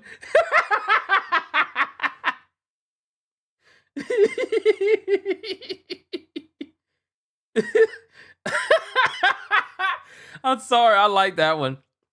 Or window, that was a good one. That was a good one. Yeah. It reminds me of that one scene from Looney Tunes Back in Action where Daffy and where Daffy and Bugs are in space and Marvin the Martian wants them to pull over and he's all like, yeah, we don't know where we are. Roll down your window. And he rolls down the window and he gets sucked outside. And I'm like, why do you have an option for rolling down your window in space? Can literally will a tank to shoot imaging bullets? Can but won't. They cannot stop Kurds stomping each other. That's why they never win. Like with Chaos. Ah. They are so war and fight and slaughter focused that they can't even get two brain cells to think, we should all work together because they're too busy killing each other. The biggest orc is enjoying life. You're enjoying the life you're given. Your whole life and job and purpose is to get up and beat each other to death because you can. The biggest orc is the man who understands everything. He is the boss. And orcs have this really weird, like, big, dumb, stereotype British accent, which is just hilarious to me. Those Orcs are the greatest there is. We strong. We build machines. We kill puny humans. We strong. Hey! You look at me. I'll kill you. But what about the plan? Who cares? He was staring at me weirdly. Me kill him. That's the voice for him. are orcs. You fight. You like to fight. Your whole purpose is to fight. You wage war because you want to wage war. You got your boss over there, and you better listen to the boss, because if you don't listen to the boss will squish you and make you an example for the other orcs. And then you can't fight because orc dead. And orc dead can't fight because orc dead. Orcs, they scrap together machines out of parts that don't make any sense, and because they believe they have the... Why does this look like a giant ship created for the kids next door? This looks like our 2x4 technology has allowed us to survive in space. This literally looks like something. This literally looks like something that the kids next door would build in order to be in space. Like if they were to make a giant Star Destroyer, but it was with 2x4 technology, stitched together with metal and wires and duct tape and glue, this would be what the kids next door would make. Why is it the orcs? It's that's really spot on. Oh, thank you. I have no idea what the orcs sound like normally. I know we heard a little bit at the beginning. That might be what they sound like. But yeah, thank you. Pretty much, but even more British. Oh, what? You think you'd be able to kill me? Crazy. Kill you next. But it's kind of like that. Mental imagination that machine will run, it'll run. If that machine's out of gas, you're driving that machine with your fellow orcs, and the biggest orc is behind the wheel, and you run out of gas, some orc behind you is like, oh, Zog, we're out of gas. And the big orc is like, no, we're not. I filled the fucking gas tank up earlier. And all the other orcs are like, oh yeah, you did do that. And then you turn the fucking mech back on, and it works again. Does it have gas? Probably not, but it works The power of imagination. They paint things red because it makes them think they goes faster. They paint things purple because it's the sneakiest color. You want to know why? You ever seen a purple orc?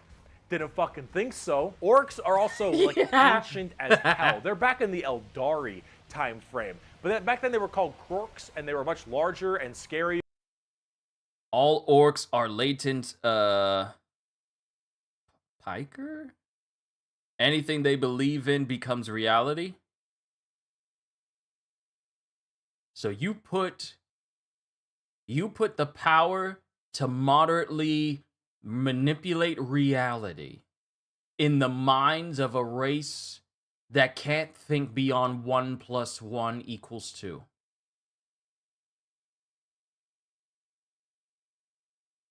You put the ability to make anything they believe in, anything a person believes in the mind of someone who can't even think past 15.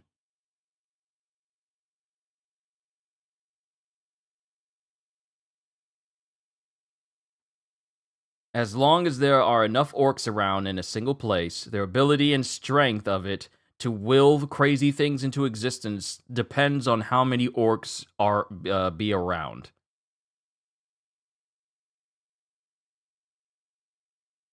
They can literally will crazy stuff to happen. Huh? What? I thought the orcs were just gonna be simple people that a simple race that is just like they just live to fight, even fight each other. You mean to tell me that they're also every last one of them are subtle reality warpers, and that intensifies when more orcs get around each other that come together on one accord? Hey, this car's out of gas. No, it isn't. I filled it up yesterday. And it shows that the gas that was empty is now suddenly full again. And that just happens. You literally just said if a car runs out of gas, if Orc says, yeah, I refilled it, then the car starts working again. Yeah, I know, I just did that sound. I just repeated what he said, but that's crazy.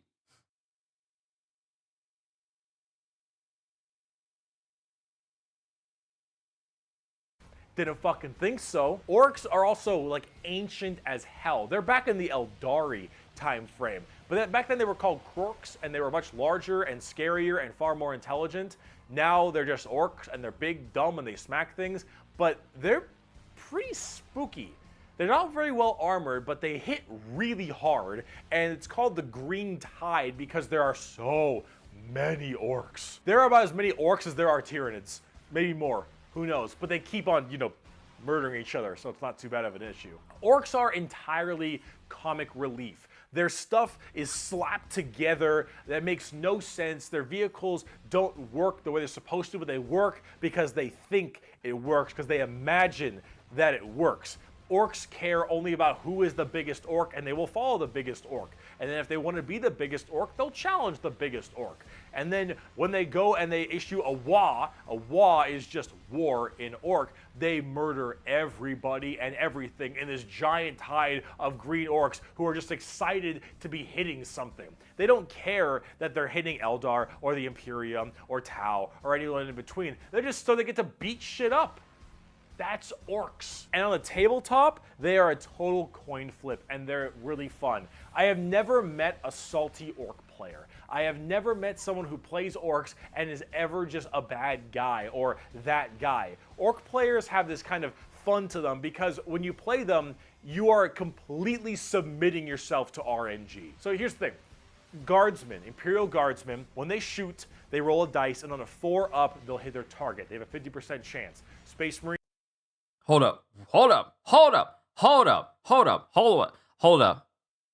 Someone shot an orc with gun without any bullets, and the orc died because the orc thought it had ammo. Huh? Best part, they don't even realize that they can do that. They just do. It's just in them to do that sort of thing, and they never question it. That makes them scarier. Simple. If you want simple, you're in the wrong universe. Wait, so if they put windows on their spaceships to get air in, it'll actually give them air and they won't suffocate if there's enough orcs there. Yes. I was laughing before, but now I realize that something that seems silly is actually an act of willing it into existence by orcs for them. Okay. They also, like Space Marines and Guards, have different clans who all have a bit of a different flavor to them. There are even, what is it? Pirate orcs, orcs with eye patches and wooden legs. Yeah, we saw an image of like a pirate-looking orc earlier. Shoot, they roll a dice, and on a 4-up thing, Guardsmen, Imperial Guardsmen, when they shoot, they roll a dice, and on a 4-up, they'll hit their target. They have a 50% chance. Space Marines, pretty good. They hit on a 3 or higher because they're well trained. Adeptus Custodians, they hit on 2s because they're just super well trained. Orcs, they hit on a 5 or higher. But if they roll a 6, they get to make another shot with anything, from the dinkiest pistol to the biggest rocket launcher. It doesn't matter. Half of their stuff will blow up on a whim. One of their medics, if you roll a 1 to heal someone, you fuck up your surgery and you just kill an orc. They're so wacky and silly. But the thing is if you roll well, you roll high, and you keep rolling high, you are going to crush people. And if you don't, you lose. I mean, that's what you get when you play orcs. That's what happens when you play orc. It's a coin flip. Which is why you can't be a salty bitch when you play orcs, because things won't go your way. It's just the roll of the dice. You're playing a dice game. But if you're going to have fun, and you want to be stupid, and you want to be silly, you're going to play some damn orcs. But on the opposite side of the fun part of this, let's talk about the Necrons. Ah, Necrons. The Necrons are spooky, scary skeletons and very grimdark again. They have a much more fleshed out lore than before. Back in the day, they were just undead Egyptian space terminators, and they still look that way, but now they actually have a story. So way back in the day, you had the Necron tier. Kind of see a theme here: Eldari, Eldar, Krork, Orc, Necron, Necron tier.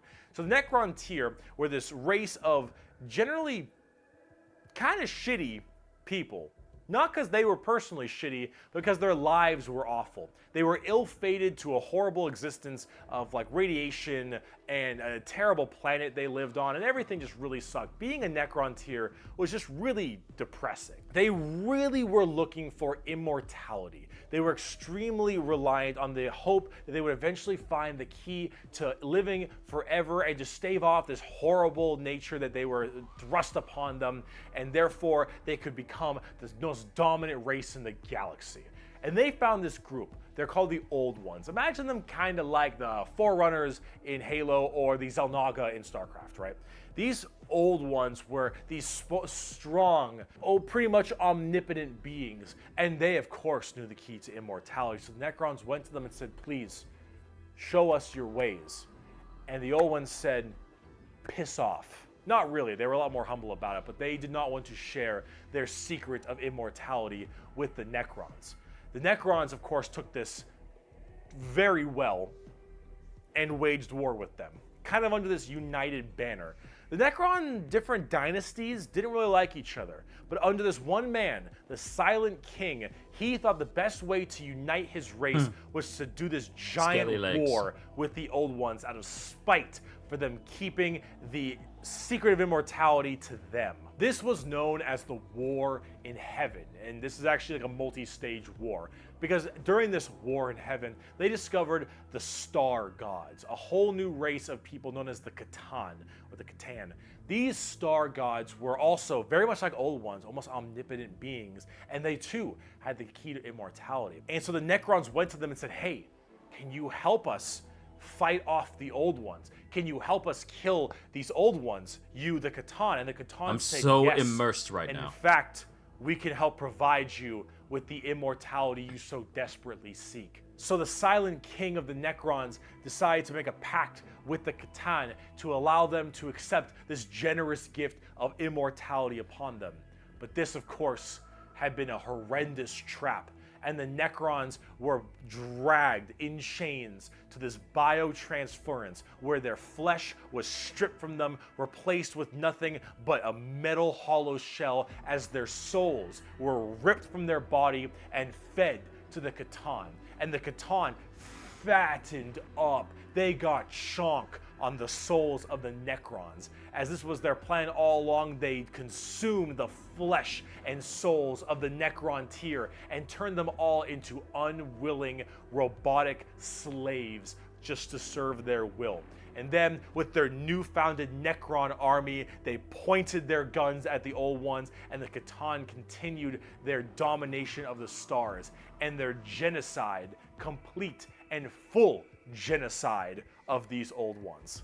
The old ones did their best to stave it off. They even created other races, the Eldari and the Orcs, to try to fight off the horrifying Necron army and the Catan above them. But there was absolutely no possible chance for them. And the old ones were absolutely extinguished across the galaxy. Their entire race completely removed. Full-on 100% genocide. However, during all this, the Catan, so just infatuated with their victory, started fighting each other for fun, for sport, and for small differences, doesn't matter. The Catan, with these overpowered people, they're going to eventually hit each other at some point. And as they began just menially fighting each other, the Eldari and the Orcs actually started pushing on the Catan's borders a little bit, giving them a little bit of a run for their money.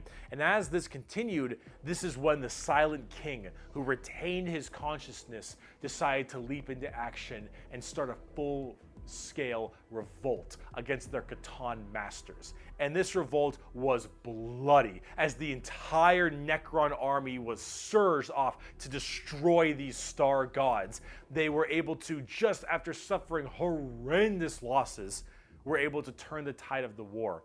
And they took these Catan and they blasted them. Because as these star gods are unkillable, they were able to break them into thousands of shards and entrap them in giant stasis vaults to now actually be slaves to the Necrons. And with the Necrons having the entirety of their old gods enslaved to them, they realized that soon their race was about to be attacked by the overcoming new races, the Eldari and the Krorks. And so what they did is they retreated into giant stasis tombs in order to preserve their energy and their strength for when one day they would be reawakened and they would be able to rule the galaxy that was rightfully theirs. And then some dingus Adeptus Mechanicus guy diddled with a green console, and now the Necrons are back and they see all these primitive races on their lawns and they think, get the fuck off of it. The Necrons are back, super advanced, and they are here to reclaim the galaxy that they so rightfully believe is theirs. Now at tabletop, they're a lot like that. Tons. They enslave gods. They ain't dealing with that. No, not just any gods. Gods that were capable of imbuing people, giving them immortality, and they enslave them instead. So here's where I wanted to bring up my thoughts on. Matter of fact, let me pull this up. Space Marine 2. I can't even spell Marine. Roadmap. All right, so there should be a roadmap. I'm gonna go to the Steam page real quick for it, so we can show. All right, so here's the thing I wanted to bring up about the Necrons specifically, because in next year, in season 3 for the free updates, everything else, all the season pass stuff, this is all free. This is all cosmetic stuff. All of this is just cosmetic down at the bottom, but everything above, stuff they're going to be adding to the game over time, will all be free. And Season 3 is really what piqued my interest, because it's going to be introducing a new enemy. And Season 4 is going to be introducing a new enemy. So what are the odds that when they are good on doing everything for like the first season and second season for Space Marine 2, they decide to add the Necron as an enemy faction? What if they decide to add that? Or maybe it's just like a new enemy type for the Tyranids. I don't know. But if they do add a new enemy type, such as the Necrons to this, or even the Orcs as well, Tell me, I heard earlier they had a deatomizer weapons. Is that some of the strongest weapons they have? I don't know.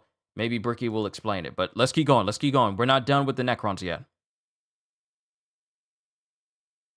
Lore-wise, every Necron that's killed is a Necron that's gone forever. Ooh, they have no way of coming back. Tons of undead fully believe is theirs. Now at tabletop, they're a lot like that.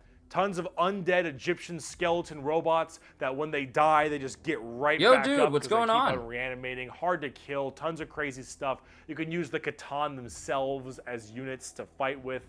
It's pretty cool. The Necrons are one of the three major events in 40k. The Horus Heresy, the Fall of the Eldar, and the Awakening of the Necrons are all pretty substantial events. And the Necrons themselves are pretty dang cool as well. Here's a good quote from a wonderful Dawn of War game. "Lucky creatures, as long last you have found the tranquility of death. I was like you once, clinging to life and blind to the truth. When I uncovered the truth, I too shuddered and paled with fear. Deep in these catacombs I was remade. Here my brethren slumbered for eons while the living grew like weed. My Lord knew this day would come. He had plans for us all. We would purge this world once more. So come, poor victims of life. We will grant you tranquility in these crypts. Kronos will be a tomb world once more." Necrons are also pretty smug. Trazen the Infinite especially, a little dickhead. But speaking of dickheads, last race, let's talk the Tau. We made a fucking Wookiee. The exact formation of the Tau Empire is not entirely understood. However, a long time ago, many thousands of years ago, in the 40k world that is, some Imperial navigation vessels were going around through different areas, and they saw a primitive race, blue people, smacking each other with sticks and stones. They thought, dumb Xenos race, who gives a shit, and they bailed. Then this giant warp storm occurred right in that major area, unable to be breached. Then, once that warp storm 6,000 years later subsided, hello, those little sticks. Well, they decided to actually have no war of any kind and all just unite together under one flag of the Tau Empire. And now they have gigantic starships and Gundam robots and lasers and railguns and mechs, and they are here to ruin your day for the greater good. That is generally the Tau Empire. They have this kind of feeling of this homogenous group. All species can go underneath the banner of the greater good. The greater good is their idea of the fundamental increase and help of all. In fact, they are most likely the most like the Covenant in Halo, where they have the overarching prophets, being the ethereals, who are actually kind of dicks and like to pull at strings a little bit, but then you have all these different races directly underneath them, and they all work together in this big group as this large, foreboding race that tries to spread their weirdly pseudo-religious influence across the galaxy. The alien is not intrinsically evil. Do not hate him. Pity him, his ignorance. Seek to understand his differences and equate him with his inadequacies. Only then will he accept his place in the greater good. That is generally the Tau. And if you're kind of wondering like what their mainly big shtick is, well, they're all about big robots and mechs. They have laser rifles and rail guns. They got giant mechs with tons of missile pods and heavy rail rifles and rail guns and burst cannons and ion accelerators and void shields and all this stuff. And that is generally what the Tau's all about. But you're probably thinking, Bricky, this doesn't sound that evil. This doesn't sound very grim, dark Warhammer. And you'd be right. The Tau Empire really don't have that much of a horrifying, grim, dark style like everybody else. They're much more younger, new age thing. In fact, they're probably a lot less evil and a lot even better than they are now back in the day, because they liked having like that good guy faction. But a lot of us who really like the dark, depressing style of Warhammer didn't really like it that much. So, see, the Tau get a lot of hate, and a lot of that hate isn't necessarily unjustified. It's mainly from a tabletop perspective. Oh but yeah, as this you is can some see from all the stormtrooper visuals nonsense I've shown right you now. recently, they don't really Stormtroopers fit have made giant in mechs. the 40k universe very well. They lack that super dark, dramatic, kind of high gothic level the Imperium has. They don't have the weird kind of like grungy stuff that Chaos or say the Orcs do. And the Necrons and the Eldar have their own specific style as well. The Tau really do look like something out of Gundam. And while that isn't necessarily a bad thing, it does definitely not fit too well. There's that. There's also the tabletop problem. In tabletop, Tau are horrible at melee combat, but exceptionally good at ranged combat. So they blast everyone from really, really far away, and they have a million rules to make it so that it's nearly impossible for you to get into melee combat. So it basically just forces you to bottleneck the game into one specific gameplay style, which is gun to gun. And if you're doing gun to gun, they're going to win every time, because they're the Tau, and the Tau are really damn good at shooting. So it's one of those things that make the Tau generally rather hated, and a lot of different reasons for that, both from style and such. But this is actually one of the things I wanted to end this video with, is that the Tau, while they have their issues, you should not be discouraged from playing them. I'll make plenty of Tau weeaboo jokes, of course I will, but it's all generally in good fun. Anyone who legitimately doesn't want you to play a faction is an idiot, and you shouldn't be giving them the time of day. You pick what you think is cool and what you like. In Warhammer, especially now, factions get better and they get worse. They grow and then they fall. You should only be playing what you think is cool. You like the look, you like the models. If you're talking tabletop, that is what you should be going for every time, is what you think is badass, because things change all the time. But the universe of Warhammer has so much going for it. Every faction has something interesting, every character has a story, and there's a million stories to be told. The universe is vast and exciting, and while it is dark, depressing, and horrible, that is the damn charm. And out of everything I've told you in these two videos, is anything that you could take away is the reason why so many of us are so into this series and why we like it so much. Because with so much variety, such an expansive universe, and so much that can be done, you can find yourself having a pretty great time. Thank you so much for watching this video. I hope it has been informative to you. If you'd like to see more of me, Bricky, you have twitch.tv/Bricky for my streams. You have my merchandise site, in which I was wearing all of my merch, but underneath this, because I had to wear this so it wasn't black or white for the green screen, which is a little unfortunate, but it's fine. If you'd like to see merch, it is in the description. Also, if you'd like to support me on my Patreon page at patreon.com/Bricky for more videos like this, then that would also be wonderful. So Twitch, merch, Patreon, anything if you want to support, that would be fantastic. I'd appreciate it. If not, I'm just stoked you got all the way to the end of the video, and that is enough for me.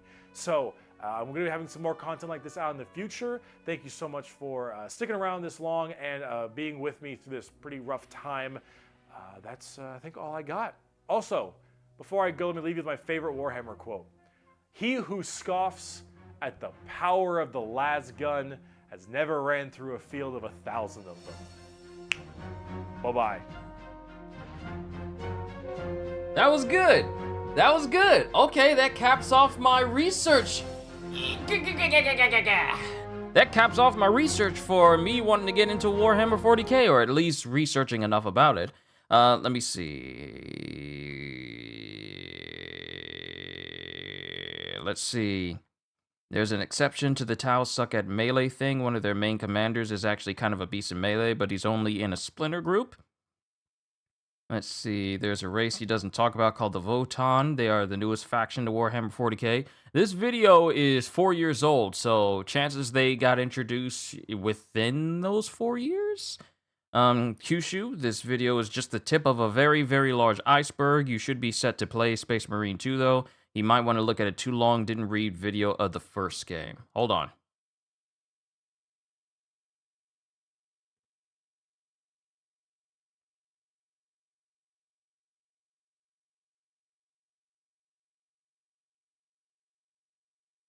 Yes! We got time! We got time! Entire lore of Space Marine 1, what you need to know before Space Marine 2. Thank you! Thank you, 5 days ago. Major kill. Major kill. Thank you, Major kill. Thank you. Thank you. Thank you. We're watching this. G'day, guys and girls. Now, real quick, about Bricky. Be sure to check out Bricky and look at his stuff and support the original creator, as is the usual process on how these do these things. Don't just be like, oh, just watch me and then watch him vicariously through me. Go ahead and watch his stuff. Give him the views. I mean, clearly, he's for the moment, he's a much he's a much bigger channel than I am, at least for right now. My channel is, still growing and whatnot, but still give content, give credit where credit is due. Make sure you check out not Blicky, but Bricky stuff. But now we're going to check out Major Kill's entire lore of Space Marine 1, what you need to know before Space Marine 2. And I feel like it's probably going to be good that I watch this the day before I start doing my series, because I'm not doing it today. I'm not starting my series today because I want to rest, because it's already like 6 p.m. and I usually don't start doing streams this late. I tend to do it in the afternoon. So this will be fresh in my mind for when I start playing the game tomorrow. So let's check out Major Kill. G'day guys and gal. With Space Marine 2 edging us extremely hard right now, being on the cusp of its highly anticipated release, I thought I may as well suck some milk from the hype cow and make some content about it. The lore of the Space Marine games is surprisingly deep and I have seen this cover art so many times, and I never gave it a second thought. And he's fighting orcs. I've seen this art so many times and I never gave it a second thought. I would just see it and they're like, okay. And then just go actually pick up the game that I actually wanted to play. I never gave it much thought. Hold on. Oh. Spam attempted to contact me. You do not know me, I do not know you. Be gone from my sight. But I've seen this art, I've seen this cover art for Space Marine 1 so many times and I never gave it a second thought. I never picked up the case, I never looked at the back of it. Now you're about to tell me about the lore about it? Nice. solid, with great characters, cool plot twists. I'm sure there's a few of you watching that has no clue what the hell is going on and just Thank you, that would be me. saw that a video game of armored super soldiers cutting up space bugs of death looked dope as hell. So maybe you're looking for some context and you've come to the right place. Before we get started, I'll be live streaming Space Marine 2 with a couple mates this Friday. We will be doing the 3-player co-op mode, so if you wanted to check out a stream which will go live I can't wait to before play the game's this official game! release that doesn't play through and spoil the story, then I'd love to have you join us. Stream will be around midnight my time, which is around 3 p.m. London time and 10 a.m. New York time. You can figure it out from there. I also want to take this time to announce something pretty awesome I've been working on since the start of this year. I'm launching a new company called Dice Dioramas. I'm keeping the details pretty low-key at the moment, but as a part of its soft launch this month, I will be giving away a 1/6 scale officially licensed Titus statue created by Weta, who were the New Zealand company that worked on the Lord of the Rings. The package itself weighs like 30 kilos and is a collector's item. Like, I'm not even sure how I got my hands on one, to be honest. You literally cannot buy these at the moment. All you can do is get it on a waiting list or pre-order months in advance. If this Hold on, did that say? Was that Australian dollars? You literally cannot buy these at $2,078.45.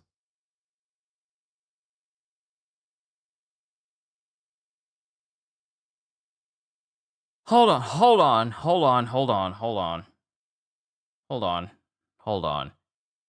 AUD 2078. Okay. AUD.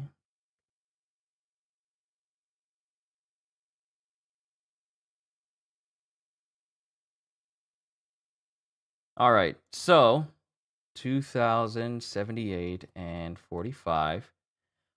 Almost pretty rounded up. It's $1,400 for that statue.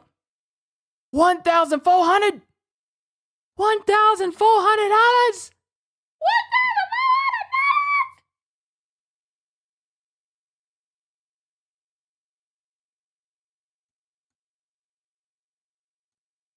the moment. All you can do is get it on a waiting list or pre-order months in advance. If this sounds interesting, then follow the link below to the Dice Dioramas website and put your email in. When we actually soft launch next week, you'll get an email on how you can join Diced and have the chance to win this bad boy here. There will be limited slots for the soft launch giveaway, so I would suggest you at least put your email in if you think having a 30-kilo statue of Titus would be dope. So all of you should be doing that. Very excited to finally announce Diced. You guys will shit the bed when you see what we've been working on for. Whoa. Hold on.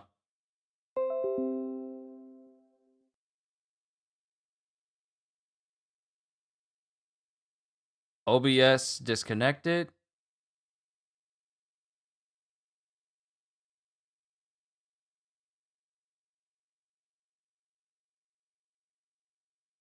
Yeah, OBS OBS disconnected a quick moment, so I dial it back. If you think having a 30-kilo statue of Titus would be dope, so all of you should be doing that. Very excited to finally announce Dice. You guys will shit the bed when you see what we've been working on for it. Today we'll go over the lore of Space Marine 1. In doing so, we'll provide context on the characters and setting for Space Marine 2, how it connects to the rest of Warhammer, if it is actually CJ, canon, it's always and good what to happened see you. between Space Marine 1 and Space Marine 2. Let's get into it.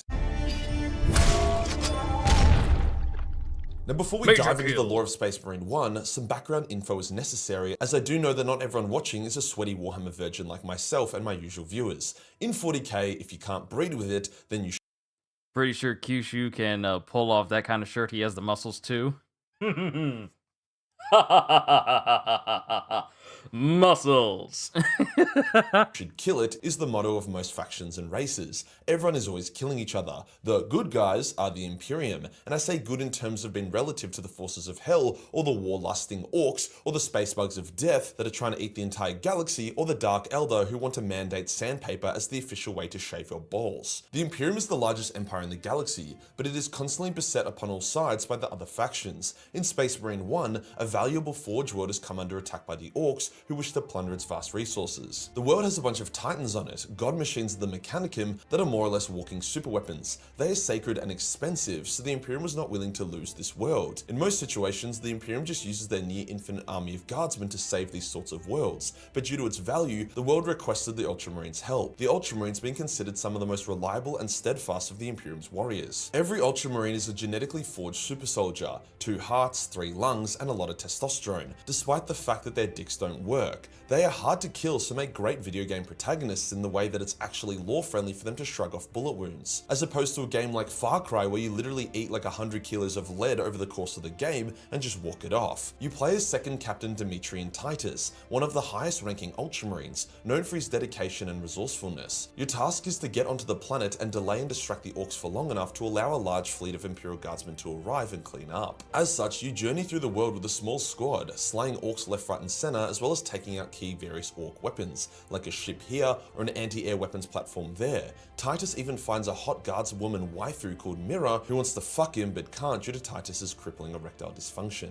Titus and friends eventually find an Inquisitor called Drogan. Well, Inquisitors being extremely high-ranking, highly respected agents within the Imperium who undertake special missions to protect mankind. The Inquisitor says he's made a device that, if activated, could overload the brains of all the orcs on the planet and basically holocaust their tits off, saving the world. Titus accepts this information, as Inquisitors are the kinds of people who would have these kind of devices. After more trials, orc killing and tribulation, the device is activated. However, instead of killing the orcs, it opens up a shitload of portals everywhere. Titus is a bit like, okay then, good work dipshit, but continues his mission and soon comes face to face with the orc leader, war boss Grimskull. However, before the epic showdown can commence, a legion of demons and chaos marines spew forth from the portals, led by Nemeroth, a chaos sorcerer. This is bad news. Instead of an orc invasion which could capture the planet's resources, a chaos invasion could turn the planet into a demon world, creating a massive problem for the Imperium for obvious reasons. It turns out Inquisitor Drogan was a pawn of chaos and manipulated Titus into helping chaos invade the world. To be fair to the Inquisitor, he didn't do this willingly. He had been killed and then his corpse resurrected as a puppet of chaos, which makes more sense than an Inquisitor falling to chaos. Warboss Grimskull, pissed off by chaos interrupting a perfectly good scrap, tackles Nemeroth, allowing Titus and friends to escape and continue their mission. It becomes clear that for some reason, Titus shows an immense resistance to chaos or psychic power, indicating that he himself might have psychic powers of some kind, a trait often viewed with suspicion. One of his squad mates, Leandros, expresses his concerns, but is told to shut the fuck up, because they have more pressing matters. As they journey to try to destroy the device that opened up the portals, Grimskull catches up with Titus and the two finally get their showdown. Titus, being the protagonist, ends up blowing Grimskull's head to pieces, breaking the orc leadership and leaving Chaos as the big bad for the rest of the game. Titus and friends move on and manage to power up an experimental titan and use it to blow up the source of the warp portals, closing them down. However, there was still a shitload of demons and chaos marines on the planet to deal with. Nemeroth catches up with Titus and friends and kills one of them, before proclaiming he will become a demon prince, an ascended super being of obscene power. Often whenever a servant of chaos proves themselves, the chaos gods will reward them with immortality via ascension to become a demon prince. If Nemeroth was to take the strange device and turn the world into a demon world, that would be considered good enough for ascension. Titus vows to kill the Chaos Champion before that happens, and he goes on a rampage, getting help from some Bloodraven Space Marines as well as more Ultramarines. He fights his way to Nemeroth, and the two punch on, Titus using his innate resistance to the warp to survive Nemeroth's bullshit hack attacks. After a good clobbering, Nemeroth has his brain smashed out like the bitch he is, breaking Chaos's grip on the world and saving it from a pretty terrible fate. Titus has saved the day, but because this is Warhammer, we aren't allowed a happy ending. As Titus is having his wounds attended to, an Inquisitor Thrax arrives on planet. It turns out that Leandros had reported Titus for heresy, as his seeming resistance to the warp was suspicious and could be interpreted as Titus already being corrupted and just hiding it. Although the chain of command in the Imperium is an absolute mess, the Inquisition is second only to the Primarchs, Custodes, and Emperor in terms of authority. Thus Titus, a man of honor, allows himself to be taken into custody without issue in order to prevent his warriors from also being accused of heresy. He roasts the shit out of Leandros first though, because Leandros is a little fucking bitch. Unfortunately for Titus, Inquisitor Thrax is one of those fuckhead bitch-ass cock-licking Inquisitors who let their ego lead them. Thrax had a vendetta against Space Marines, so he tortured Titus, and when Titus maintained his loyalty and never broke, Thrax put him in stasis and left him there for nearly a century. Fortunately, Thrax would get possessed by a demon and killed by the Grey Knights during a mission, which are the Imperium's special demon hunter Space Marines, so Thrax's possessions were raided to determine if he was an agent of chaos. During this raid, they discovered Titus, as well as other Space Marines, and unfroze them. Unsure if these Marines should have been incarcerated or not, especially since most of their records had been struck and buried, they gave them over to the Death Watch, a special forces of Space Marines dedicated to the eradication of Xeno threats, where Titus was deemed pure and loyal. Titus was depressed to discover that all records of him in the Ultramarine chapter were expunged, so thinking himself a failure and embarrassment, he forsook his chapter and became a Black Shield, serving in the Death Watch. During a hectic mission, his squad was slain and he himself was mortally wounded when fighting against a Tyranid force, Titus personally slaying a Carnifex. As he was dying, his mighty and noble soul was detected by Tigurius, the chief wizard of the Ultramarines, who directed his ship to where Titus was. He was shocked to see Titus, his old friend, and they worked their ass off to save him, putting him through the surgery to make him a Primaris Marine, as that was the only way to save him. They succeeded. Titus lived and was stronger than ever. Titus asked about his shame and why he was removed from the Ultramarines records, to which he was told that the Ultramarines worked extremely hard to try get the Inquisition to return him. A second captain being taken into custody for heresy, especially the second captain of the Ultramarines, was a massive deal. Marnius Calgar, the chapter master of the Ultramarines, was so distraught and ashamed of losing Titus that he removed him from the Ultramarine records, as it was such a painful reminder of his failure. However, now that Titus was back, he was reinstated within the Ultramarine chapter with full honors and recognition. The only issue was now that Cato Sicarius was second company captain. Titus could not just take the role back, so he was given the role of Primaris Lieutenant. In his new role, Titus once again takes the fight to the enemy, setting the scene for Space Marine 2. Overall, pretty fucking dope lore, but there is still more for us to discuss. Is the Space Marine franchise canon to the overall lore of 40k? Well, yes, but it's complicated. Originally, Space Marine 1 was not canon, as around that time, many video game adaptations liked making non-canon works so that they could twist and bend the source material to their own devices without pissing off fans of the original canon. The biggest canon conflict in Space Marine 1 was that Titus was second company captain. However, in actual canon, that role went to Cato Sicarius. However, in recent times, making video games or TV shows of franchises canon slaps hard. For example, the Fallout show. So they wanted to make Titus and the Space Marine games canon. To do this, they set Space Marine 1 over a century before the current setting, making Titus the second company captain before Cato, and that Titus's disappearance left the slot open. A pretty solid way to make it canon in my opinion. That plus there is now a Titus tabletop model ensures that he is truly canon. By extension, this also makes the new game Bolt Gun canon, as Malum Cato often invokes Titus's name and uses his chainsword. Plus it's set on the same planet as the first Space Marine game and has numerous references. So yes, Malum Cato being as powerful as a Primarch is canon as well. Do with that information what you will. So where does that leave us for Space Marine 2? Well, we will be fighting the Tyranids as they invade an Imperial world, and then at some point, the Thousand Sons get involved. So it does seem to follow a similar path to Space Marine 1, that being fight Xenos and then fight Chaos. One thing is certain though, it looks fun as fuck. I'm just keen to finally kick Leandros' snitching ass. If you enjoyed the video and you want to support the channel, then sign up to the Dice Dioramas landing page, especially if you want to have a chance to win the gigantic Titus statue. Hit the subscribe button and hit the real subscribe button for more Space Marine content. Join the Discord for more memes and I'll see you in the next one. Peace. All right.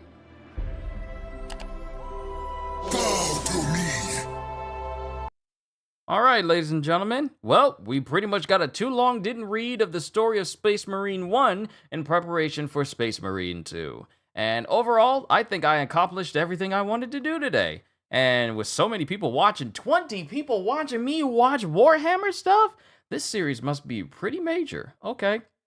Not saying that I'm going to be having a whole stint of me just going full-fledged into Warhammer outside of Space Marine 2. But at the same time, if I don't see any of you here again for anything else I do on this channel, and if you only happen to just be here with me playing through Space Marine 2, hey, it's an honor to have you. But if I do see you on everything else, hey, it's an honor to have you. It's an honor to have you regardless of what I do here on this channel, even if you're only here for one specific thing. But overall, I think I learned everything that I wanted to do. Yeah, I think what is this? Which Primarchs have unlocked their true inner what? True inner what? Okay. Yeah, I'll worry about this later. I'll look at this stuff later. But ladies and gentlemen, I covered exactly what I wanted to cover today. Look at the rest of the factions concerning Warhammer 40k. And let me move that over. Get rid of that. Get rid of that. And then mute up the old desktop audio. But yeah, ladies and gentlemen. Yeah, I covered everything that I actually wanted to cover for today. Thank you. How long was this? 2 hours? This was 2 hours? I think the Doomslayer would fit in well in the Warhammer 40k universe. I think he will. Will I do Rogue Trader? What's Rogue Trader?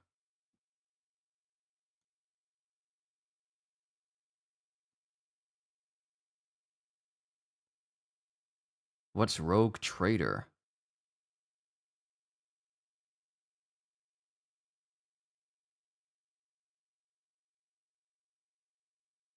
What is Warhammer 40k Rogue Trader? The question is, what type of game is it? What type of game is Rogue Trader? Hold on, let me look it up.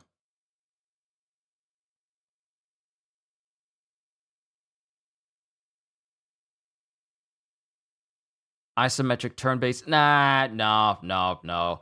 I've actually, and no disrespect to this type of game, but this sort of gameplay style has been one that I've kind of stepped away from for quite a while.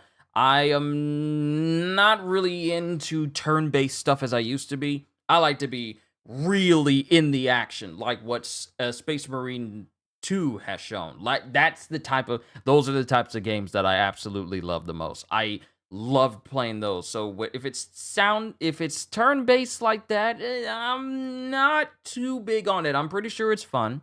I'm pretty sure it is, but I'm not really big on that particular type of gameplay style. I prefer right-in-your-face type action. So I'm more than likely probably won't be playing a Warhammer 40k Rogue Trader. Space Marine will probably be the major Warhammer game that I actually play. And I don't be surprised if that's the only one that I play, because that's pretty much the only one that I'm really interested in. Like, I got Warhammer Vermintide 2, and apparently it runs on 60 frames on a PS5, so that's a good thing. But Space Marine 2 is probably going to be the big Warhammer game that I play on this channel, and it may just end up being the only one, but I'm just saying. But for Rogue Trader, I'm good. I'm good on it. Space Marine 2 is more than enough for me, because those are the types of games that I like with that particular type of gameplay style.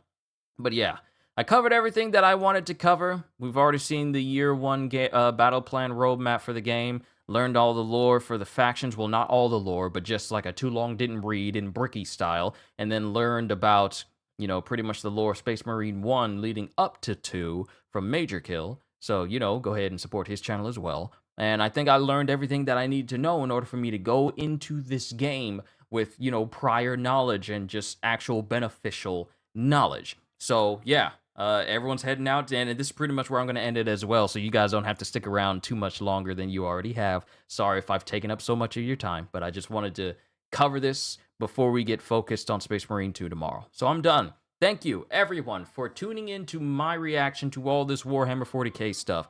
Don't necessarily count on me covering a whole bunch of other Warhammer stuff other than the game, because I really just wanted to know enough information to get my foot in the door, and that's probably as far as I'm going to step, just so you know, just in case you're wondering if I'm going to be looking at any more lore stuff, I just wanted enough to know what I'm getting into before I start playing. So that's just me. But I'm done. You've been such a wonderful audience. Thank you for allowing a novice into the world of Warhammer 40k to, interact with you guys who are far more knowledgeable than me, and just talking me through these things and enlightening me to things that I may be ignorant of, correcting a lot of things, including that whole Master Chief is Primarch level sort of thing, because that kind of went off. But yes, I'm done. Hey, if anything, it was definitely time well wasted. I enjoyed this stream. Hey, if you enjoyed yourself, then I did my job. The purpose of this stream has been fulfilled. Can you do Death from Puss in Boots next time?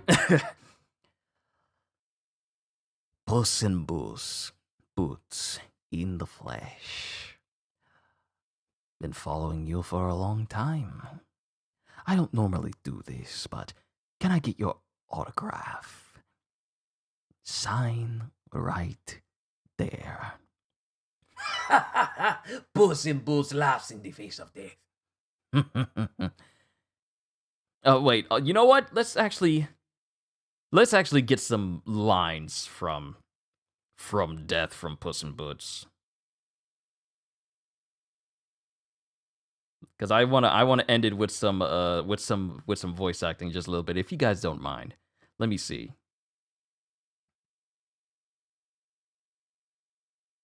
Let me see. Quotes. Come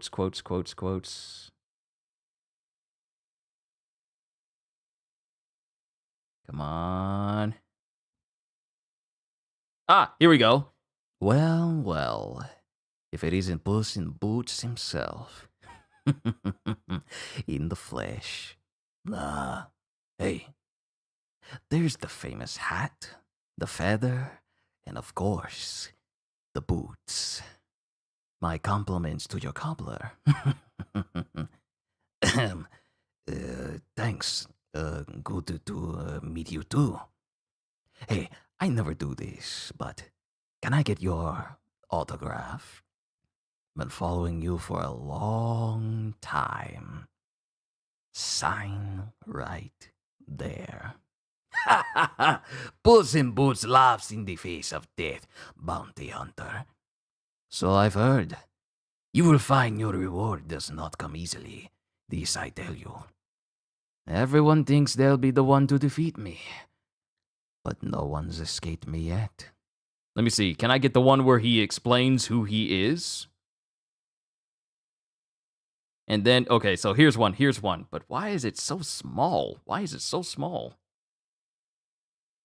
That's crazy. Let's see. You know what? You guys are jerks, which is very conflicting for me. I'll find my own way out. Adios!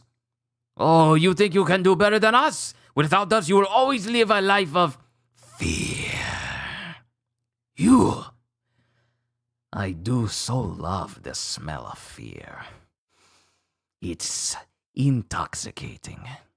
It is? Shh. Sorry to crash the party with your past lives. Or your past deaths, as I like to call them. I was there to witness all of them. Each frivolous end. But you didn't even notice me. Because Puss in Boots laughs in the face of death, right?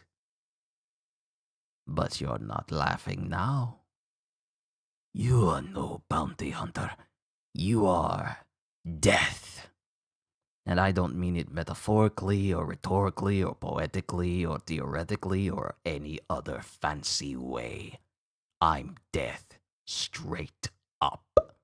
And I've come for you, Puss in Boots. But I'm still alive. You know, I'm not a cat person. I find the very idea of 9 lives absurd. And you didn't value any of them. So why don't I do us both a favor and take this last one now? Well, okay, but yeah. Yeah, that's just me. That's just my attempt. That's just my attempt. That's just my attempt. But yeah, ladies and gentlemen, you've been a wonderful audience. Thank you for stopping by. with all the zaniness that I have done on this channel and all the zaniness I've done during this entire stream. Thank you for everything. Thank you for everything. Thank you for tuning in. But I'm done. Hope y'all enjoyed. Can't wait to see you all in my next video. Like, comment, and subscribe if you haven't already, because I am always looking forward to entertaining you. So have a fantastic day. And once again, as always, later, peoples.